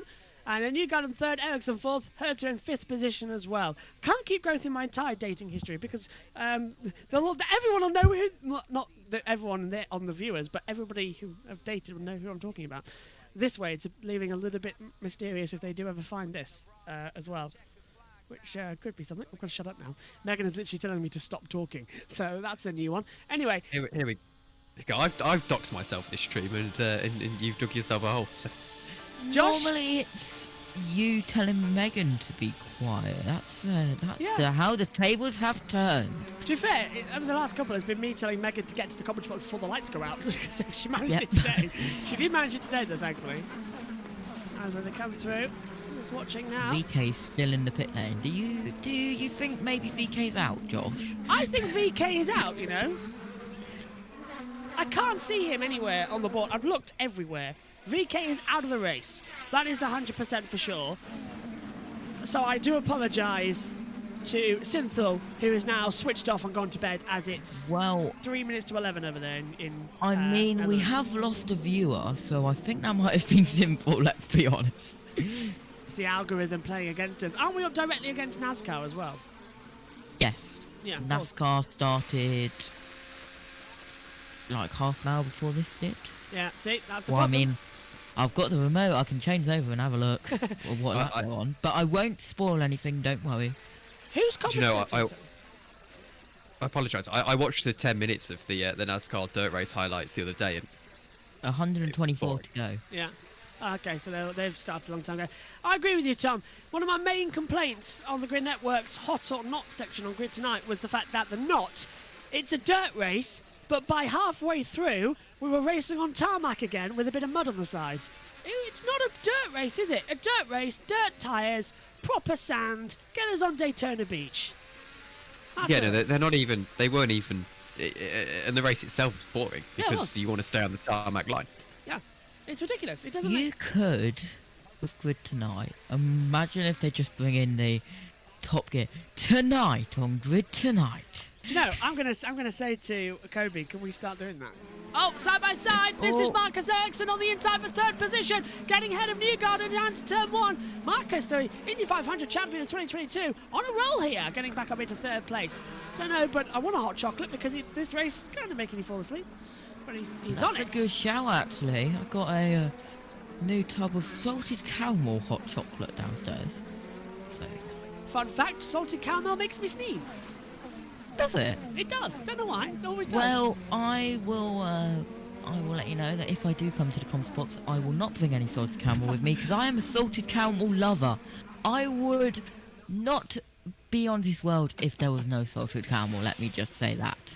But the oversharing is strong with this stream. I mean, what's your blood type, Josh? Let's do you know? I don't put it know. all out there. I don't know what my blood type is. You know, I think I'm A positive. I think as well. I don't know. I know Mum's You weren't meant to answer. Oh right. I was going to say because I think Mum's A positive. Dad must be O something or other because Kellyanne is O negative. Like she's the rarest. Kellyanne is the rarest blood type of on the planet. But me, Megan, and David are not the same blood type as her. But we are siblings. No, sometimes the joke writes itself. It does, doesn't it? My phone number is blank. Well, I mean, you have already shared your phone number on stream, Josh. Yeah, I've done that before by accident. Yeah, I quickly deleted that as soon as you told me. However, well, let's just say. Oh well, technically this is my last commentary anyway before turning 24, so I'm fine with that. My little brother started doing YouTube streams, and now you're doxing. Now Josh is doxing everyone. Yeah, my Go on. It's still there. It's still there. My little brother started doing YouTube shorts, and he was showing us dead proud. I mean, they're awful. No offense, they're awful. And he showed us one. He was like, "My God, look at how funny this is." And I said to him, "Your postcode is just there on the screen." He's like, "Oh, no. didn't see that." It's so hard when you've got to think about things not to dox yourself as well. It's so difficult. Well, I mean, you've already done it, Tom. I've kind of done it. But luckily, on my messages, there's no phone numbers. They're all, like, under contact, so I Yeah. think we're good. Everybody knows where I am anyway. It's kind of hard to miss. I've literally advertised where I was in Bahrain 2021. Kind of, yeah. But still, anyway. I mean, to be honest, It was being just half racing. an hour, being like 40 minutes away from Cadwell Park is quite good. I like Cadwell. Can I just point out Oh, as sorry, well? this race, by the way, has been rubbish. Yeah, it has. That this is what it's all why about. we are so out of context and like blocks and each other and stuff like that. There's not even anything. The top 21 drivers are on primary tyres. There is no strategy now. This is run to the end with 23 to go. This is the problem I was saying about Long Beach. We don't have tyres that can actually give us a good race. I am not going to get my dartboard out. I can say that. I would prefer red. Speaking of, push to pass for Colton Herter. He's trying to make a move. Here he goes on Joseph that's Newgarden close for from Newgarden. fourth position. And there you go. Breezes bite. Not Yeah, even into a turn problem. one, cross the line. VK still in the pit, so he's definitely out. Can I just point out, I think Herter and Ericsson are my drivers of the day here because they're the only ones giving us entertainment in this race. They're actually pushing and actually giving us something to talk about. 9/10 to the lead of the race, by the way. Romain Grosjean 158 on the push to pass. Kirkwood could Carl win Kirkwood this. 70. What, sorry, Josh? Kirkwood could win this. That just sums up now- the weekend, doesn't it? It's been so chaotic and so crazy. That Carl Kirkwood. And is a now win. Kirkwood's going to crash and spin, and it's all going to be my fault. Hang on a minute. Megan, just... Where is she? That's who we need. Megan is the commentator's curse. In fact, Synthal, you're watching still. Drop in the commentary box, then leave again. That always gives us a caution. 3 times! That does work. That does work. 3 times he did it last year when he was on the call. 3 times Yep. we had cautions. It was unbelievable. 100% record there. Is yours a Razer headset, by the way, Tom? It looks great. Let me check. I don't know. I think it's Turtle. Oh, is it? Yeah, it's Turtle Beach. It was the cheapest one I could find on Amazon. Very good. I then. am being attacked by my own boom arm. Yes, the boom mic that we'll be seeing it now in the presentation shows instead. I think VK's out of the pits according to my timing screen on one screen. On the other one, he's saying he's still in the pits. Yeah, it's happening on mine as well. It keeps flashing in and out, in and out, in and out, but it looks like he's still there. I mean, I would check the onboard cameras, but someone's got their phone as a Sorry. driver tracker, Sorry, it'll which I have learned. It'll stop by the time we get to Barber, I think is the next race as well, or maybe May, I can't remember which. Barber, the chaos of that circuit. Look, I've ordered it. I'm ordering a lead, but that's the problem. Hi, Josh. When does MotoGP start? You've missed it. It's finished. 2 hours ago it started. But And the winner was bleep, bleep, bleep. But can I just point out that race was dramatic and confusing, but it was still better than this one. At the moment, we are 65 laps in, and we're watching a procession at Long Beach because nobody decided they wanted to do the alternate strategy and put different tyres on. Never The safety car in American Monaco, MotoGP. isn't it? No safety car. No, I just was going to say because tons of yellows. Yeah. my dad used to watch MotoGP alone. And I remember watching it a little bit when I was younger, not understanding what was going on, and I can't ever recall seeing a safety car. So Brad says, hang on, move going on here. This is Ray Hall up the inside of Ferrucci. We'll try and go around the outside of Ferrucci to turn 1. The camera was coming from the side angle, so it was quite hard to tell what part of the track it was, but he didn't get through. Brad says, I missed it. I thought it started at 10 p.m. Oh, well, we won't say anything about the race. Yep. And Brad, go watch the watch along and sync up with the race like if you've recorded it, and piece of cake, you'll enjoy it. It was really Massive good. tip as well. Turn notifications on so you get notifications when we go live just before the race starts. That is true. As Romain Grosjean for the lead of the race. Was that No, oh dear, that's lapping traffic. I apologise. I got a bit excited there. I thought that because we cut to I was Kirkwood. seeing what I wanted to see. Calm.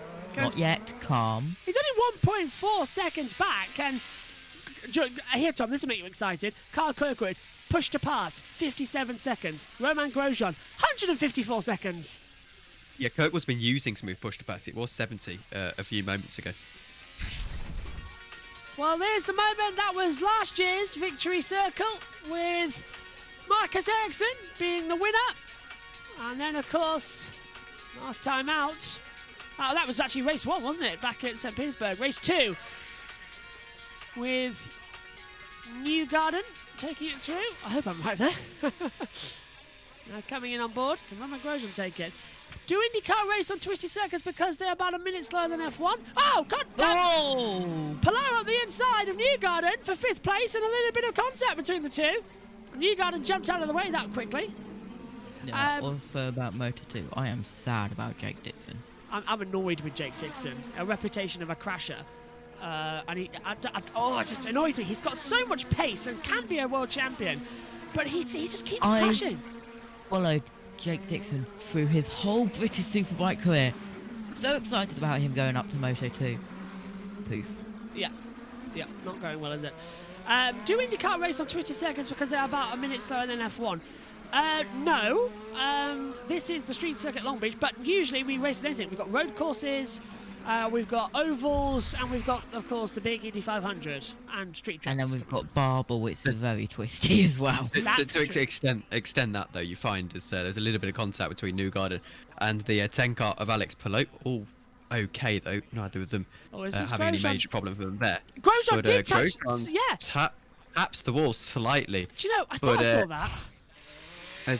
But yeah, so basically, American circuits tend to be slightly more twisty than European circuits, just the way they're designed. Brad says as well, I don't get the appeal of IndyCar when it's slower than F2. Well, you know, it's an interesting one. I mean, for me, the appeal of IndyCar is very much the ovals, where they're, I think, the fastest. They're faster than what an F1 car would 235 miles an hour on the ovals. That is the appeal for me, but no, I to be honest with you, I don't. I see the appeal in that the racing is very interesting and the cars are also very interesting. They're a challenge separate to the F2 cars. You know, they might be a little bit slower, or I suppose they're actually about on pace. They're about on pace, aren't they, between the two? Yeah. Yeah, they're about on pace, but you know, they're very. They're almost like last generation Formula 1 cars in a way, in that they're very. They've not got a great deal of power steering. We haven't got any power steering in the IndyCars. Obviously, we're used to it in Formula 1. But if you watch the on-board, what I'm trying to say is they look like they drive more similar to a sort of 2013 F1 car than anything we have now. Is what I'm trying to say in a very roundabout way. I get you, and I agree with you as well. And they are the fastest cars on the planet on ovals. On street courses, it's where they struggle. That's why we have a different aero layout. So on road courses, you get more aero packs than you do on ovals, where it's pretty much a slimmed down version of the car. And that's what makes them get up to 235 miles an hour. Oh, and that was a big slide from Grosjean, actually, coming out of the golf course car park section. It's been it's been like playing golf today, hasn't it, really, guys? It's been long, slow, and we just want to be out of here. They're also just loud, and but no, I get your. Golf is loud. He says, I think the pit stop boys should start an IndyCar podcast. I don't have to listen to them talk about rubbish about F1. Well, you know, they've got themselves into a little bit of trouble, haven't they? Over the last few days. Yeah, well. Chameleon. Yeah. Later, if we can give you some more. Yeah, copy. Sorry about the last two. Look at that. Great conversation, and what a huge gain for Kyle Kirkwood. I think he's just been told to just save his tyres, don't push as much, and save the push to pass as well. Don't use as much on the last 2 laps. Grosjean's right there. Do you know, guys, I'm sensing a Grosjean win here. I am. I really am. I've got this feeling that today is Romain's day. And then, all of a sudden, this boring race, everybody will say on Twitter, it's the greatest race on the planet, because Twitter will explode. Ironic, I've said that, considering who I'm talking about now. I realise as soon as I said that. Because of Romain Grosjean winning. If he does, which is ironic. The Phoenix himself. Brad says, I saw them talking about the Red Bull DRS being more powerful because it's more curved than Ferrari Mercedes. What does that even mean? This is why you have to be very careful talking about technical things, because I'm not an engineer and I haven't got a clue what any of it means. Yeah, And, I'm glad I don't have a far-reaching podcast where I can make a muppet of myself. We're now. Though I suppose I do a little bit on here. Yeah, So 1,000 subscribers now. So Yeah. technically, and we get 14,000 odd viewers. Don't want to make fun of Red Bull because you don't want them to boycott us. Yeah, that'll be a shame, wouldn't it? Back to those days. I believe Ian Burch killed any chance of our relationship with Red Bull by calling Christian Horner Spice Boy for the past 4 seasons. it's quite funny. I liked it. Let's hope that Roman Grosjean, if he does win, doesn't do what happened at the Xfinity race yesterday. Burn out and the car catches fire. Many people have said that's to hide evidence, though. I don't know. But I mean, that was a proper burnout. Let's be honest. If Elio Castro Neves won, it would have been. Well, wasn't this where he had 10 pit stops, or was that? No, that was Nashville. Nashville. Everybody's favourite race, Nashville. The track which we see about 19 million cautions, and we literally clear out our entire day for, because anything can happen. Now the next question is, do we prefer F1, MotoGP or IndyCar?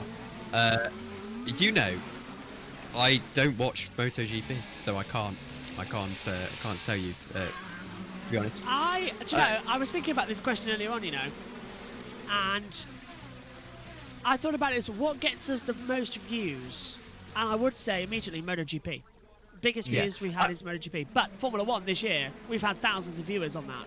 So I should mention as well, I don't dislike MotoGP, it's just that it's not on a channel that I'm subscribed to, so I'm not going to go out of my way to subscribe to it. That's why Tom is getting back in and commentating some of the races as well coming up. That's going to be a lot of fun. Do you mind if I just dip for a couple of minutes? Do you need to turn off the driver tracker? No, that can stay. Oh, you can just Now, yeah. a question from Mr. or Mrs. I don't know, Dimas here. I apologise. I'm not going to do you the insults of attempting to pronounce your surname, because I'll completely anglicise it and make a mess of it. But hello, Joshua Burch. Do you like IndyCar? Now, Joshua Burch, do you like IndyCar? I do like IndyCar. Today I like IndyCar. Or, in fact, do you like a IndyCar? Oh, do I like a IndyCar? My favourite IndyCar race is undoubtedly the 500. Love the 500. But my favourite other race, apart from that, I do like racing at Laguna Seca. Laguna Seca, for some reason, holds a special place in my heart. I don't know why, but I love that circuit. Something's just sort of... It always tickles me when we race there. I love the circuit too, yeah. Don't know what it is, but it just does. So I love that we race there. In terms of total, in terms of IndyCar, today I love IndyCar because so far, with 13 to go, this has actually been the easiest broadcast of the year, isn't it, Tom? You got the start right, and with the stream, we took over. Perfect timing. The timing screens haven't gone funny like they did at Texas. We can hear the track audio, and the driver track is working. So far, I'm actually having quite a nice day. I thought this would be a nightmare 2 hours, but it's quite calm and relaxed, isn't it? Yeah, well, I think Brad's onto an interesting point here. He says he thinks F1 got the last couple of rule changes wrong. Oh, I agree there. Well, no, I think the 2022 rules have been a success. It's just that people have sort of... We were sold the wrong idea. It was... We were sort of told that it was going to turn into IndyCar. And, in terms of how close the racing is, although you wouldn't believe it looking at this. But no, look, it's made it easier to follow, and I think F1 is in a state at the moment. I'm not really, I'm actually not enjoying it as much this year as I have in previous years. I'm not done with it, but I'm becoming ever more pessimistic about Formula One, and but I do think the rule changes. Well, I don't even want to say they were for the better. I think they've set out to achieve what they wanted to achieve, and it's just a shame that someone has been. Brad now says they've been a disaster. Drivers have started complaining about dirty air again. That's because you're never going to take out dirty air completely. But compared to how it was when these rules were first committed to back in 2017, then yes, they have been a success. Yeah, because it was so much worse. You'll always get dirty air. You get dirty air in IndyCar. You get dirty air in an LMP2 car. You know, Yeah. you're never going to avoid it. I think next year is going to be a lot closer. I think it's not over yet for good racing in Formula 1 this year. As soon as Red Bull's cost cap penalty gets hit, we'll start seeing the field close up again towards the end of next season. And of course, next season's really going to be affected for Red Bull with this year's penalty. So just sort of grit your teeth and bear it, basically. There's many other series that are going to deliver us some fun. Yeah, for me, it's not so much that. I can. To be honest with you, I probably didn't when Hamilton was doing it, but I sort of think actually the domination isn't that bad. If someone is going to be dominating a sport for a couple of years, I can sort of sit back. Yeah, it's the racing. It's the and racing appreciate. problem, isn't it? Yeah. But for me, it's how the series is being run at the moment, and, Yeah. and whatever Dominicali's nonsense he's spouting at the moment, he's doing his best to make himself look like the most unlikable person in the sport, and it just makes me fed up, Josh. It just makes me fed up with how it's being run. Well, you were on the call in Australia as well, and we were sat there for 4 hours with, 3 starts and 4 red flags, and it was just absolutely insane what we were trying to cover because the FIA couldn't let the drivers trust themselves with things. It was all getting a bit ridiculous.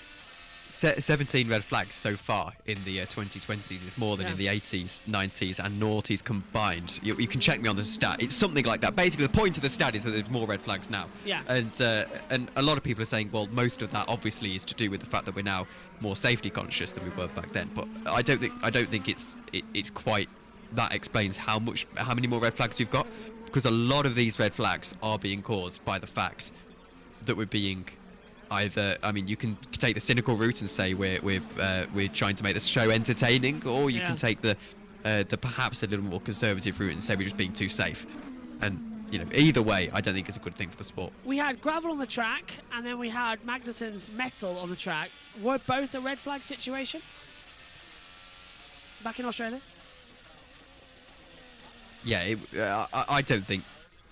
Well, I said at the time one of them was a red flag situation, but I think when we got to the third red flag, that was a red flag situation. The race should have just, I said it at the time, and I'll say it again, and so I appreciate we have actually got a bit of a race on here. We have got it, yeah. Grosjean is not into the pits. I'm going to trust my eyes on this one. No, he's not. Another timing screen. He's making a move, lapping on the field, yeah. So we're getting in now. Kirkwood leads by 1.4 seconds to Grosjean to come through. Why is there a swimming pool in the centre of the track? It's actually the garden section at a golf course as well. That's located here and in the hotel section. So it's actually a little fountain section. The fountain that was added to the track, I think, in the late 80s, early 90s. Because the track here at Long Beach has changed many a time over the course of its run. This layout has been a permanent fixture as well. This layout's more akin to the Grand Prix layout that Formula 1 raced here. But we had Long Beach West, Long Beach East, Grand Prix. We had several iterations with IndyCar. Formula E had a different track completely. So we just race on what we can, really, at Long Beach and just smile and just... I forgot that Formula E used to race here. Yeah, 2 because races. they barely raced here. 2 races, and Bob Varsha commentated on the second one as well, and gave it a proper American feel to the race, and that was quite nice. Bob Varsha is celebrating his birthday next Friday, as is Jack Nicholls. Is Bob Varsha okay now? I know He he's is. He is. I messaged him actually. Yeah, I messaged him a while ago, and about 3 months ago. He's okay. He's perfectly fine now, and he's working again on things, and it's nice to see him back up and running. So yeah, Bob Varsha is a-okay. But yeah, just a little stat fact for you is myself, Jack Nicholls and Bob Varsha all have the same birthday of the 21st of April. And that's coming up next Friday. So there's usually a little Twitter message, although Jack's not on social media this year, so I'm going to have to send it via Jenny Gow to get to Jack. But there's usually little messages between us saying happy birthday. So I'll have to send it via Jenny. And also, get well soon, Jenny. Hope your recovery's going well. Somebody remind me to buy some bourbons. That's a different conversation as to why me and Jenny have a thing about bourbons anyway. Coming back to the action, with 78 out of 85. There's 7 to go, guys. It's not that long, and Grosjean has now got clean air to rail in Kirkwood. Can he do it? I'll ask you first, Tom. Yeah, no, sorry, I appreciate you. I was half asleep again. No, I don't think he can. He's going to have to use a lot of that push to pass. He's still got 153 seconds left, 153 seconds. So, he's going to have to use it relatively soon. We'll wait and see. It's not going to be easy for Grosjean to make this pass. And to be honest with you, I think Kirkwood's going to start to smile a little bit because this is looking very good for him. Either way, they're going to be first-time winners today, unless they both take each other off and Ericsson comes through. I just want to pick up something here. Who is the undisputed GOAT of Indy? Well, there's actually a couple of them, isn't there? Because Helio Castroneves has got 4, AJ Foyt's got 4, and then Matthew Owens is going to kill me because I can't remember the other 2. I'm standing in the commentary box right this second. It depends whether we're talking about the Indy 500 or IndyCar as a whole. I'd say IndyCar as a whole, you can't really look past someone like Scott Dixon. No. I would argue in its modern iteration, anyway. Who's that? But as for Indy, you know what? I'm going to tell you something that I totally don't believe, but I'll stand by it anyway, and that's that Helio Castroneves. Oh, okay. Okay. Do you know, Criminally underrated driver because he doesn't race here in Europe. 4 times a winner, though, is Castroneves. Spider-Man to everyone here in the paddock. Josh, Indy 500 coming up soon as well. Are these guys ready for it? A couple could be. Maybe if there's some people doing it for the first time. Might be a little bit of a shock for them, but I'm sure they've done a lot of simulator work and a lot of physical and mental work for that, and it's gonna be a good one. Seen a replay of that was Rosenquist and Kirkwood in text Watson along with the TV pictures with us. 6 laps to go. Kirkwood and Grosjean still playing catchy monkey on Carl Kirkwood. I just want to pick up this quickly from Brad. He says, are you guys going to an IndyCar race this year? Not ourselves, but we will be syncing up with the Grid Network for the IndyCar race at Portland. So Joe Samaniego will be on site for us, giving us access with interviews and content throughout the race as well.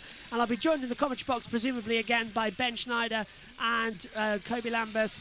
Adam Limrich hopefully will be making an appearance, although he doesn't work with the Grid Network anymore. So I think we might get a few others joining in the team here, like Casey Campbell and that lot. Oh no, he's left now as well. Keep an eye out on 7th of May for touring cars. Something might happen, something might not happen. Hope there's a free weekend there. Still, touring cars starts next weekend. Race 2, by the way, isn't live, but I'm trying to see if we are going to be live, if you get me. Because I think, Tom, you're busy, aren't you, on Sunday, the 23rd of April? Probably. Yeah. I don't know, because I can't work out if race 2 is live or delayed. We might just do it delayed as well. I mean, is Nick available? No, I'm okay on the 23rd. Are you? Right. Well, gentlemen, you're going to be having a little conversation. Go on. What are you thinking? Well, the fact that you've told me I'm not is making me a little bit concerned. I can't remember. There is nothing in my calendar unless I had a karting race that day in the championship that got cancelled. Right. So I don't now. Right. I'm free now. Oh, okay. Right. I'm going to be having a word with you, Tom, because I want to do as many touring cars live this year as possible, but we always have to miss one race a weekend live because I'm doing another series. So might get you in for some touring car action next week. I will be with you. 3 at Brands India live, right? I don't know. Without looking at, let me get the data screen up. No, not FaceTime. Not FaceTime. We've done that before. Quit. Definitely not FaceTime. Go on. Just having a look. It's Miami. Yeah, hang on. So, hang on. It's fine. I've got the timetables, guys. It's fine. It'll be Monaco on the 7th. 4 laps to go in this race. Yeah, and Grosjean's 1 behind, and Ericsson's closing in. We'll have a 3-way fight, but no one's going to be close enough to actually make a move. When is it, Josh? What's the date? 7th of May. Monaco on Saturday, Miami in the evening. No, all live. Awesome. Yeah, Brands Indy will be all live. Awesome. Just got to add that first. That's a good round to maybe go trackside. Jess Question mark? Well, that's going to be very lucky if you are. Jess says, by the way, luckily my parents usually record BTCC, so we tend to watch it the next day so we can skip the ads. Very good idea. Jess, I won't say too much because I was hoping you'd get in the box at some point this year as well for touring cars. Although Jess will be joining me next week for the double header in Berlin as well, because Ed Hunter is busy. So Jess is joining me for the double in Berlin. Tom would have joined me like he did in the race in, whatchamacallit, Saudi Arabia. But on the Saturday, he's a bit busy in an endurance race. Tom's still. Oh, he can't hear me. The internet's gone off again. Oh, isn't that charming? As they come through, then 2 to go. Hopefully, we're still broadcasting because I've lost the internet on the MacBook now as we come through. 2 to go. Kirkwood leads. Grosjean, Ericsson, Herta coming up at the moment. All jolly excitingly close together. I hope I'm still talking and someone can hear me. Let us know in the YouTube chat if you can hear me. Yes, you can. What endurance race? The EERC, Jess. As well is the endurance race. I'm going to have to pull this lead out in order, so we might lose TV pictures for a second, so I apologise to our viewers who lose the track action because I've had to pull the internet back in and out in order to try and get action back for the last couple of laps. Meantime, the racing continues here. I think we're back. Nearly. I have no idea. Can still hear you. Okay, we're 2 to go, and Be fair. hello. Sorry, no idea what happened there. So I'm not going to cry if I miss the end of this race. Hello. Yeah, Tom, sorry, I was saying, and Jess said as well, the race... we good? Yes, we're good. We'll get on to it after the race soon finishes. Last lap the call then of the Grand Prix of Long Beach. The white flag goes out, and it has been a very emotional one, but let me just tell you, Grosjean is using all of his push to pass. He has 139 seconds left, whereas Kirkwood has 55. Ericsson has only 19. This race can only be won by one, and right now it's Carl Kirkwood versus Romain Grosjean for their first ever wins. As the internet goes off again. Oh, we got a car off in the wall. It's one of the McLarens who's gone straight on and has outblocked the track. Where is it? Can't see on the board at the moment. Pile of tyres. It looks like a runoff. It's Rossi. Riccardo Rossi has gone off at the back half of the track. So there's a little bit of confusion there to come through. We've stayed green. There's no caution out here at the moment to keep up with the action. But Kyle Kirkwood is coming through the last few corners for the first time in his career. He flew at St. Petersburg, literally. He got spun in the pit lane. Kyle Kirkwood is an IndyCar winner and takes the flags here at Long Beach. Romain Grosjean is second. Marcus Ericsson is third. And a fantastic end to a confusing race finishes here in absolute disarray. Fabulous race. Boring, but entertaining nonetheless.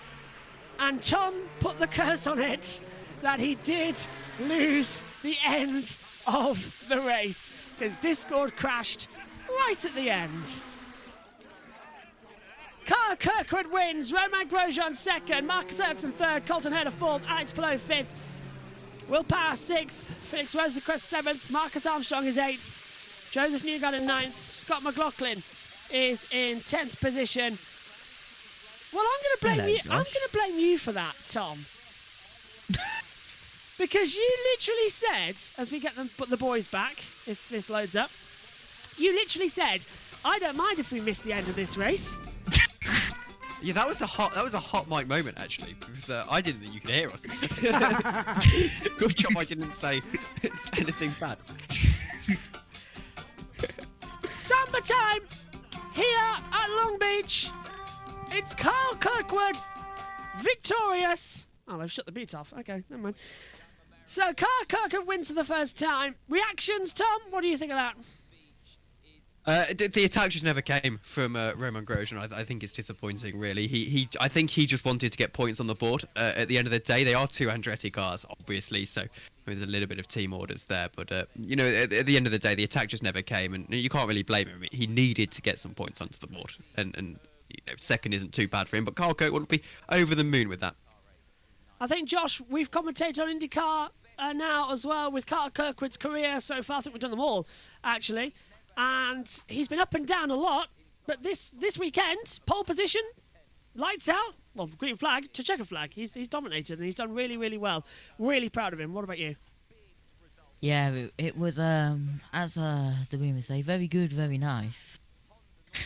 From Carl Kirkwood, and into victory lane he comes. What a sight that is, the number 27 back in victory lane. It is a podium ceremony this year now for IndyCar, so on road courses you will get 1, 2 and 3 podium full with champagne and trophies as well, and a special bottle of whiskey is provided to all the podium sitters here as well.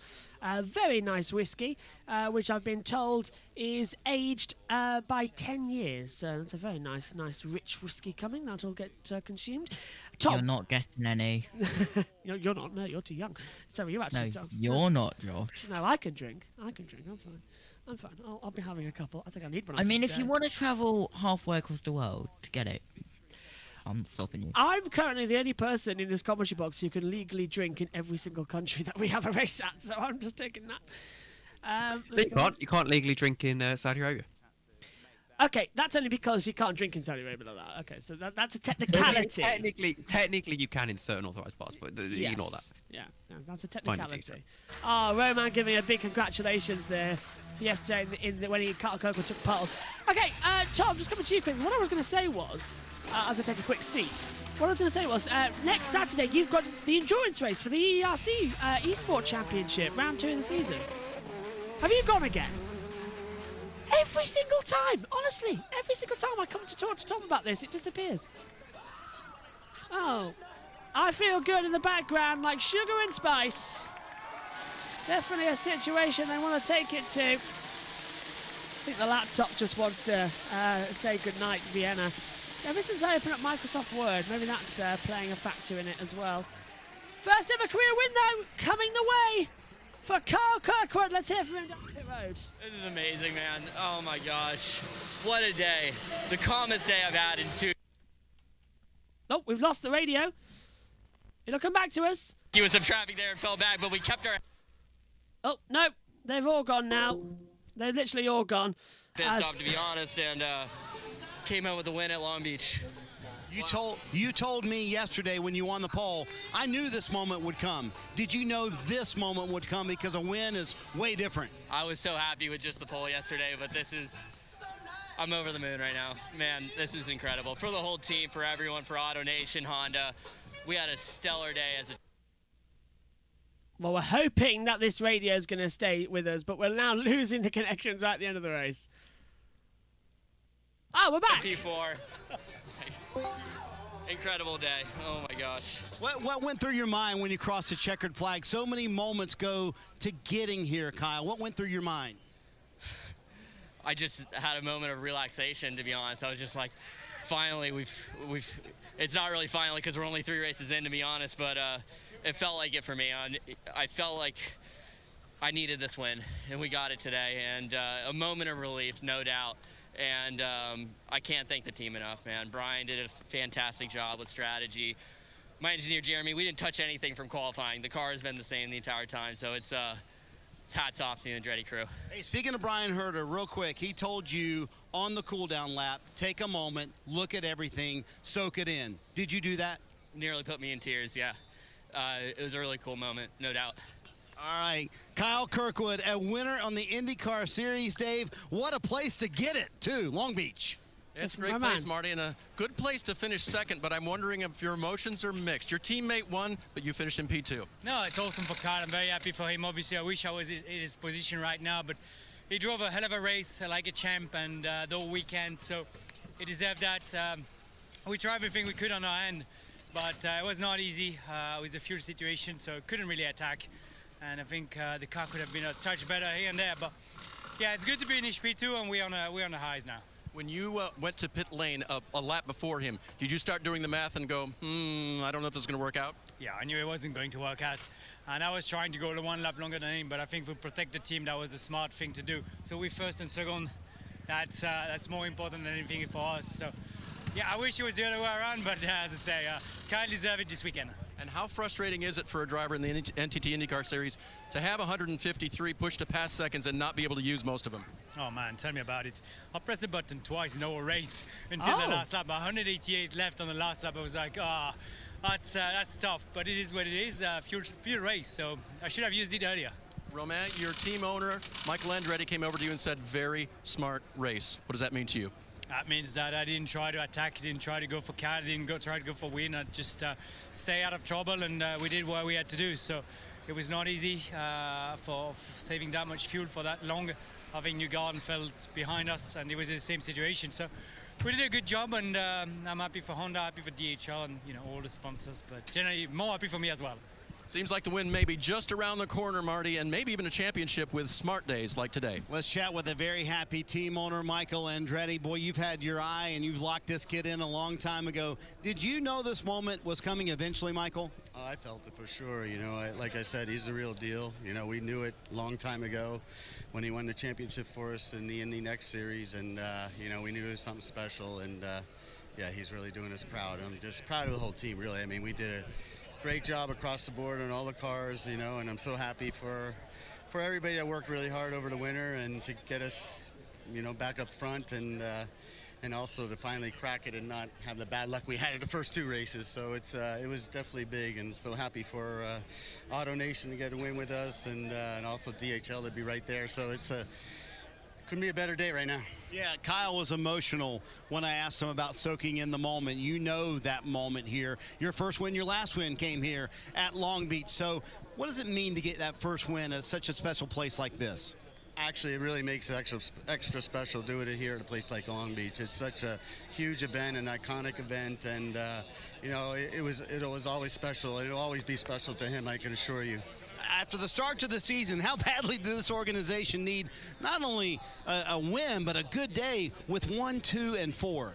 Yeah, I mean, that's what we needed, That's the medicine we needed. It was very frustrating, but we knew that we had quick cars, and we knew if we just kept our head down and, keep our heads up and just go, we're going to get the results. And luckily we got it here, so we now keep it going now. Andretti Autosport in victory lane, and this place is so special, Kevin. You can even hear it in Michael Andretti's voice, the emotion of what it means to win at Long Beach. Last year's Indianapolis 500 winner Marcus Ericsson now has a podium to go along with that at this prestigious event. I know you've been waiting a year to get back here and get it done. Tell me about it. Yeah, it was a great day, great weekend. I think we had the speed to win today, but unfortunately got involved in that incident when Pato dive bombed on a few guys and hit my front wing and got some damage and lost, I think, 5 or 6 positions. So it's a bit of an uphill battle from there, but I think we showed the pace and made some good overtakes, which was fun, and then was catching the leaders towards the end. So speed was there. I think the Husky Chocolate Honda was great all weekend, and 5 Hondas in the top 5 in the Acura Grand Prix of Long Beach doesn't get much better than that. So you got a win. One of the big points of this season was just getting what you could at Texas 2 weeks ago, and now a third put you in the championship lead. What's the key to maintaining and sustaining that? It's just being consistent. We had a bad weekend in Texas and still got P8 out of it with good points. And then today we were, it was close to ending tears there when that restart, when it got a bit spicy, but we stayed out of trouble and recovered and finished up on the podium. So that's how you win championships, and we're focused, we're fast. We just need to keep doing that all year. We've still got a couple of more races left. Barber in a couple of weeks and the road course at Indy, but you'll be testing at IMS. You can watch on Peacock Thursday and Friday. This is the baby. This is the car. How ready are you to get back to Indy as the winner? I can't wait. It's going to be the highlight of the season, no doubt. And, to come back there as the defending champion is going to be... It's going to be unreal, so I can't wait for the month of May, and especially with this team. We're so fast there last year, and I have every reason to believe we're going to be as fast or even better this year, so yeah, can't wait. The championship leader, Marcus Ericsson, a podium at Long Beach. Dave. It's going to be a lot of fun then as well. We're not going to hear from Colton. We've heard from the top 3. That's how we roll. Let's go through the results then. Carl Kirkwood wins his first ever IndyCar race. Romain Grosjean is 2nd. Marcus Ericsson 3rd. Colton Herta 4th. Alex Palou 5th. Will Power is 6th. Felix Rosenquist is 7th. Marcus Armstrong 8th. Joseph Newgarden 9th. Scott McLaughlin goes into 10th. Then we get Santino Ferrucci going as well into 11th position. Graham Rahal 12th. Jack Harvey 13th. Christian Longard 14th. Simon Pagenaud 15th. Devlin Di Francesco is 16th. Pato Award 17th. Stingray Rob 18th. Callum Ilott 19th. David Malukas 20th. Helio Cashnobos finished 21st. Alexander Rossi is 22nd, but stopped at the track on the last lap. We're hitting the tyre wall. No yellow flag though. Conor Daly 23rd and Benjamin Pedersen is 24th. Gentlemen, a short view back to the past. It feels like. Just start with you, Tom. What have you made of Long Beach? It was interesting, but it hasn't really given us the umph we were expecting again. Yeah, I still like the track, and IMSA was very exciting yesterday. But at the end of the day, it was just a race killed by the pit stop strategy, and obviously the attack from Romain Grosjean was unable to come at the end. But you can't really complain too much. I mean, a good win from Carl Kirkwood, and you can't knock that. Josh, coming to you as well. I know you've switched over now to, I presume, your boom mic, which is sounding great as well. Yeah, I thought you might have. Coming through. Going into we've got the IndyCar test now Thursday, Friday. Then we've got Barber in 2 weeks. Then we've got the Indy IMS road course event as well. There's a long time to go, but the drivers already, as you heard there from the pit lane, thinking about the 500. I asked you in the broadcast, are they ready?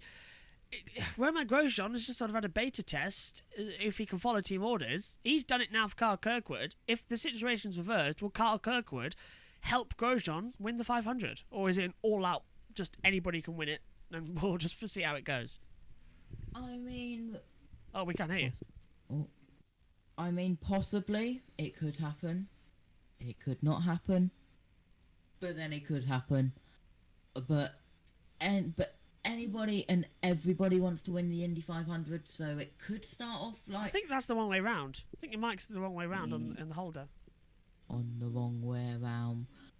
Probably, no doubt, because we kind of replaced it today, because I kind of destroyed the shock mount, like all of the bands came off, so it is probably in the wrong way round. We can hear you. If it is the one way round, it's the one way round. It's fine. We can hear you. It's fine. Tom, just coming to you then as well. Barber in 2 weeks as well, as Josh said earlier.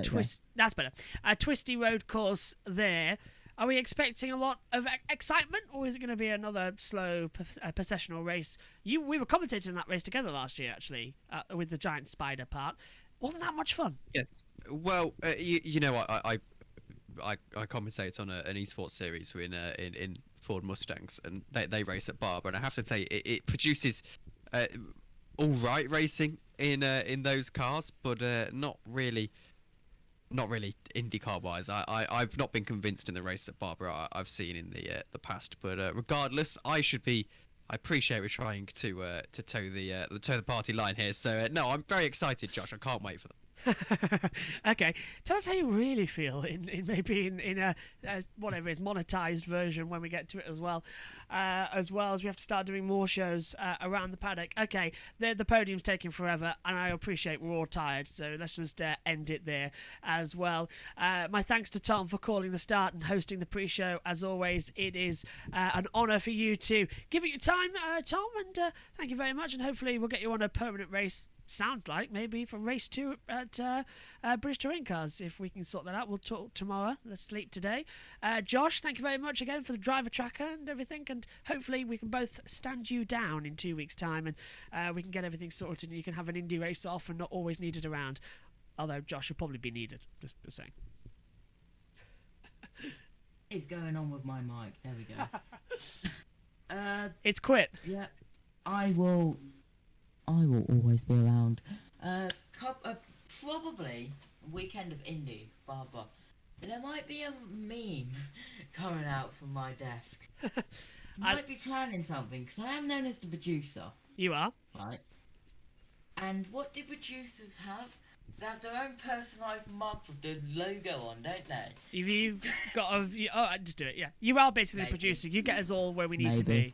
You guys all where we need to be, and literally Josh is literally, I'm running around like a headless chicken, and Josh is dragging Tom in or Matthew in or someone into the box. Anyway, let's end it. IndyCar have ended their coverage. Let's end ours. Tom, thank you very much for streaming the pre-show and commentating on the race as well. Thank you very much, Josh, as well for everything, and thank you all at home for watching. And I must say, we've hit 1,000 subscribers over this weekend as well. Massive privilege to do so as well. I know it's a small number for some people, but to me, and I'm sure to everyone here as well who commentates, it means the world, because it means that what we do, shouting into microphones a couple of times a year as well, it actually is meaningful, and it actually gives people a lot of pleasure watching, and it gives us a lot of pleasure commentating as well. So thank you very much as well. Tom, were you going to say something before we went off? You're adjusting your mic to do so.